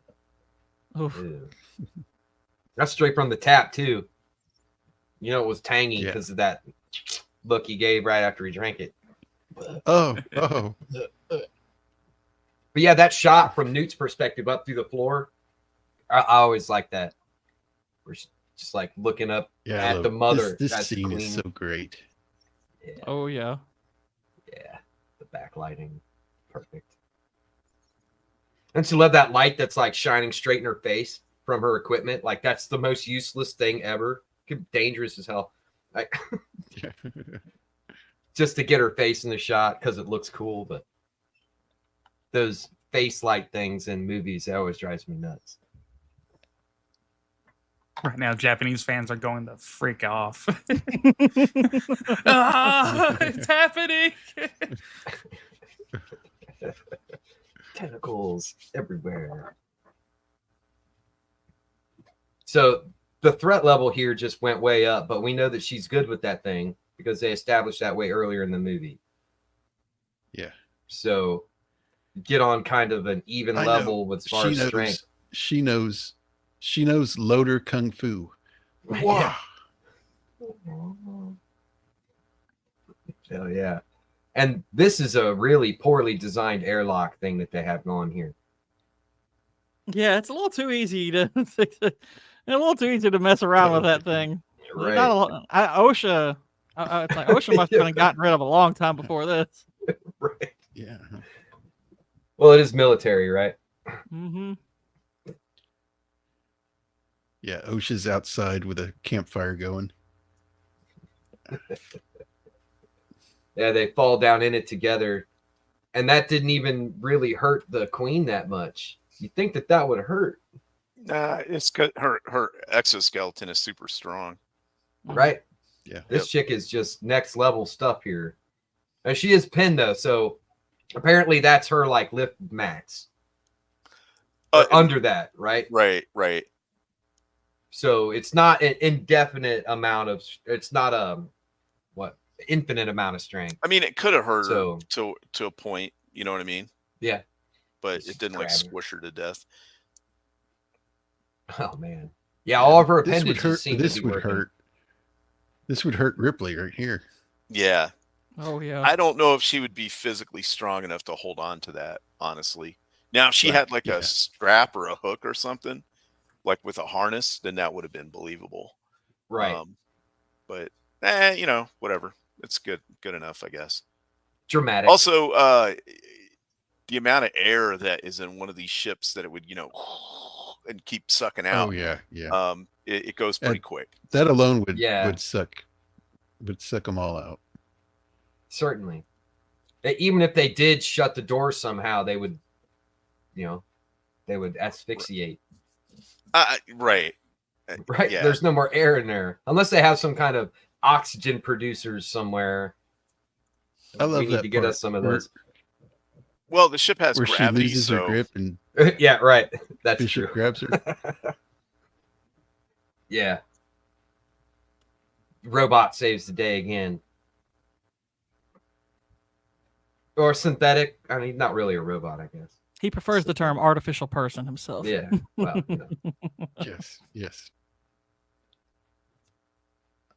Yeah. Oh man, now we can finally rest, right? I feel half myself. Oh. Half the man he used to be, right? He needs a cigarette in his hand. Synthetic person he used to be. And they put him in a bag. That's right. Yeah, they did. Yep, he's got his little milk container right there. Yeah. He's still sleeping. He missed all the stuff. Like, what do you mean there was a queen? I didn't see no queen. It's like the best got milk commercial ever.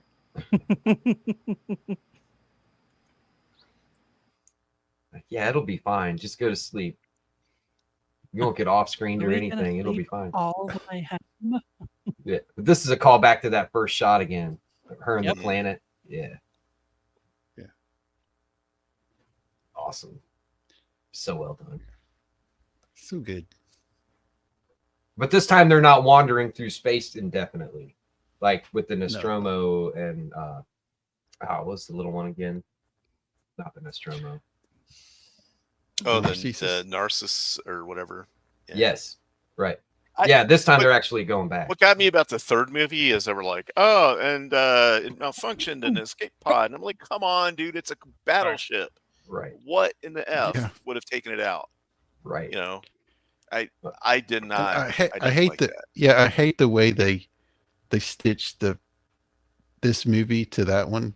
It's just Yeah, it was terrible. sloppy. It doesn't work. Yep. They kill off two good characters off Yep. screen. Yeah.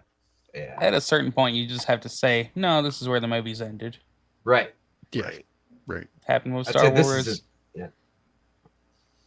Then they had all those god awful, Or like Prometheus. other ones. Yeah, Prometheus. Alien movie with no alien in it. Right. Well, I will say that AVP none of was the alien fun, movies since but, this one. they're None not of the good. alien movies since this one have been good at all. Yeah. I'm sorry. Yeah. Right. Like Yeah. Prometheus No. has some good effects. I'll give it that, but none of the movies since this one. have Yeah, been- it was I think- all in all. All I they had to think do was there's just neat continue the story ideas. to something. I think Oh, there's yeah, neat there's ideas neat in the ideas. next two, but not. I mean, I love that the scene in Alien 4 where the aliens are swimming underwater. That was cool. I thought Yeah, that that was a looked neat, cool. And they had neat them like scene. in like pens, and we're trying to like train them and stuff or whatever. Right. And then Yeah, the I also.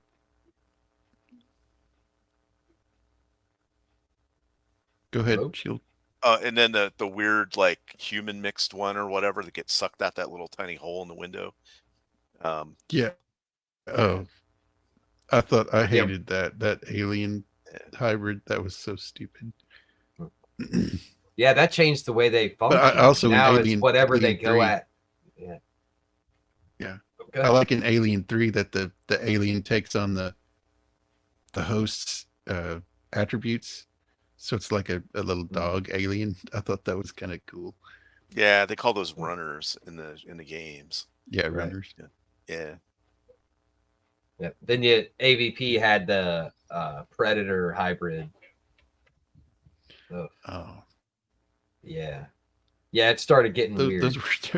Those movies were terrible. Yeah. I I don't know mean, what they were it's thinking with that. like if you don't think about anything at all and you just want to see dumb action, it wasn't a terrible film. Don't take it seriously at all, and you might be able to enjoy it. Yeah. Like I think I've seen it twice, maybe. Which one? The AVP. The first AVP wasn't terrible. The one where they Yeah. go down in like the ice and find a temple. Yeah. The second one where like the criminal dude is the hero and they like totally change how they have a pregnant woman and it has like 4 or 5 of them shoved in her. That was all Right. dumb. It was stupid. The movie sucked. It was Yeah. terrible garbage. That was Although they did have the balls to kill that kid. I give them props for that. But Yep. yeah, the other ones were And not one good. thing about the AVP, the first one, the Predators without their mask on looked terrible. Yeah. Oh gosh, yeah, their Yeah. eyes are just so horrible looking. Yeah. Yeah, there They was a look like- lot of they really look like bad in that. the happy Predators. You're They're not the speaking my angry language here. Predator. They're the happy Predator. I was like, why do they have puppy eyes? What the heck is going on with these things? Yeah, Why do they right. look almost cute? Right. What But the aliens were all right in that. They weren't great. Yeah, I I would mean, say they were yeah, middle the of the road. aliens were okay in that. Yeah. I just like Yeah. the premise of like, they had like the sacrificial pit and the guys it's moving around and stuff like that. And it was just like to be stuck in there and you got face huggers running all over the place. Yeah. That And would how they suck. got the queen trapped in there and like electrocuting her to wake her up. Right. Yeah. But yeah, So yeah, I have to say about this movie, man, that the score really backing up everything else is just something special, man. It's like a whole extra character in the movie, the way everything's set up, and it's not overused, it's not catchy, and it's not just loud on purpose to make you startled out of nowhere, unless it's actually something happening in the world. It does kind of have not that just- like violin thing when they jump out or whatever, but I think it works. Right. Exactly. Yeah. It's not the "whoa" every couple minutes. Yeah. Yeah. It's brilliant stuff. And then and then it goes into the score, dun, dun, dun, dun, dun, dun, dun. Mm-hmm. It's just good. It's for me, this is a 10 out of 10 movie. I do agree here. Alien. I mean, they're. It's hard to compare them, but Alien is better. to me. No, it isn't. But this is a close second. This is a close second to that one. I think that Alien's a better horror movie, and this is a supremely epic action movie with horror elements to it. I agree. As much as I love Alien, I think this is actually like a good amount better personally. Like, I mean, yes, like Alien is a great horror movie. It's like, yeah, they're different genres and all that. I don't have that much trouble comparing them. I can compare most movies, but I think kind of like Shieldwall, I think this is a 10 out of 10. I think Alien is like a 9 out of 10, and yes, that's only a 1 point difference, but it's a big point. Mean, it's a big point. I mean, it's for me, it's the difference between an amazing movie and a masterpiece. And it's like I do think of this as a masterpiece to me. Yeah, I just love it that it puts you totally in the zone. This whole movie doesn't take you out of anything. You are in this movie. If you're really watching it, you're paying attention. Everything feels like you're in a real good story. Right. Agreed. Yeah, I felt like a lot of this stuff could really have taken place, you know, given the correct advancements in technology and stuff. It feels very realistic in a ton of ways. It sets up rules and follows them all the way through. It expands upon the first movie. Like it's just hard to come up with a better movie than this. Like it just really is. Yeah, like as far as the writing and everything coming together. Yeah. Yep. Yeah, it works well. Yeah. Now, if 9.5.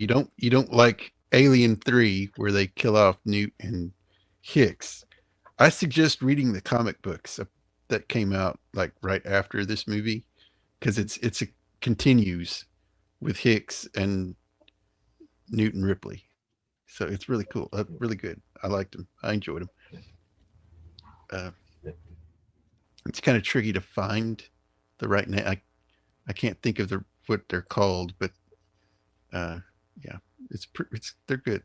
I recommend them. The aliens in it make it to Earth, so it's good. Nice. That sounds like a disaster, man. But they don't make it past Florida. Oh, it is. I'll bet. Hell yeah. Sounds like something that'd be worth looking into, man. Yeah. Hell yeah. So yeah. So everybody gave their rating for this. Yeah. On that 9 and 5. 9.5. 9.5. Okay.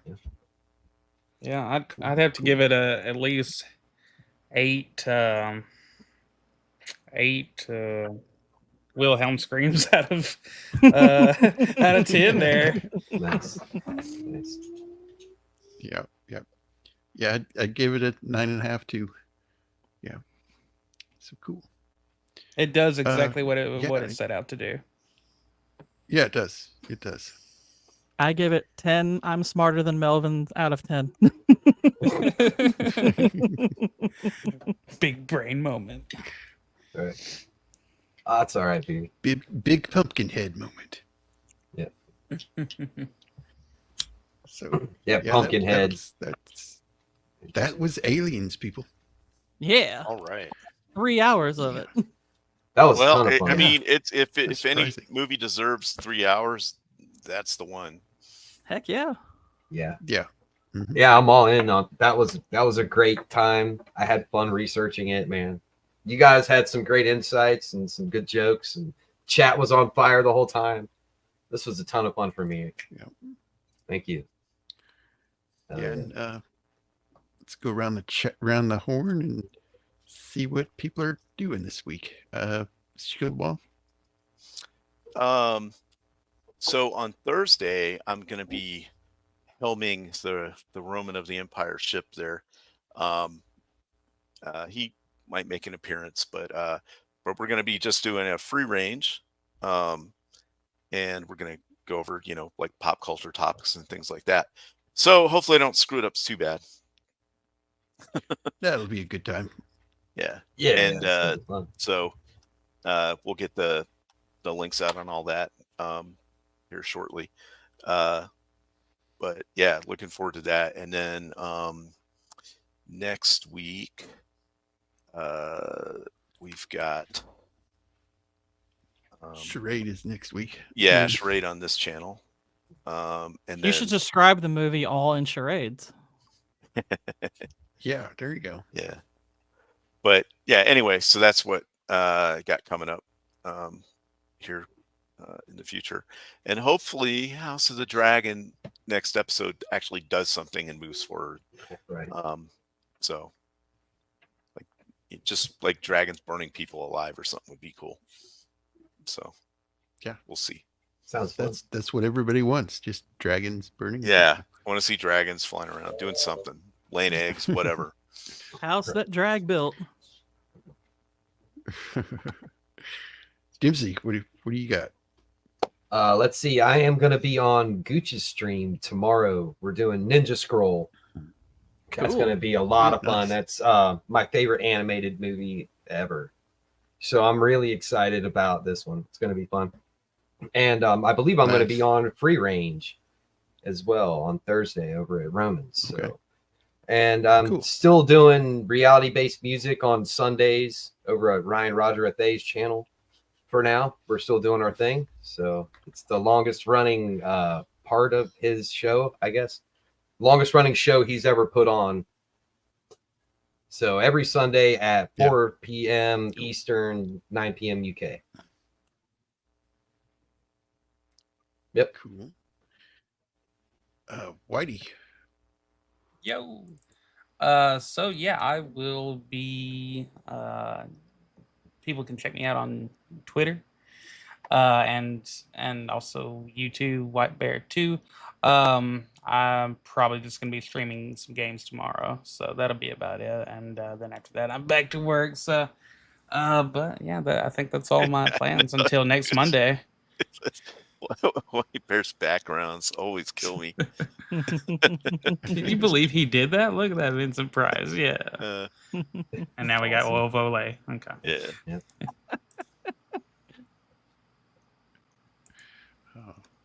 That's awesome. Gourd, what do you got, man? Tomorrow, maybe Thursday also. I guess I'll be streaming Mass Effect, the best sci-fi game series. Though Halo probably be the other one you could debate, but Mass Effect's my favorite, so I'll be doing that. Also, Monday, obviously, me and Whitey will be over on Cannoli's channel talking Unforgiven, and I'm currently working on kind of a comedy satirical review right now. Hopefully, that'll be out relatively soon. But my free time for the rest of this week, I'll probably be hunting down Beard to make, to Clockwork Orange, make him watch Aliens again. I'm gonna force him to watch it several times until he likes it. Cool. Well, yeah, next week, I will be on Free Range on Thursday night, and I believe I usually get regular on Matt's channel at 4 p.m.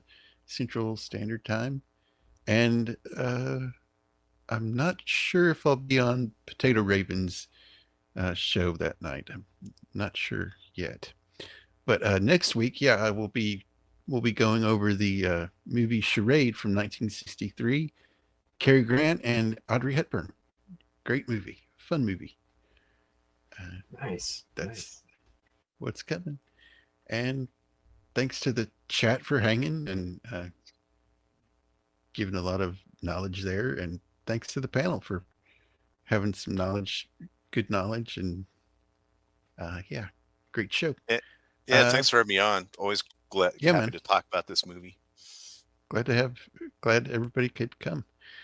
I hope everybody has a good week, and we will see y'all next time. Waka waka. Bye, everybody. Bye.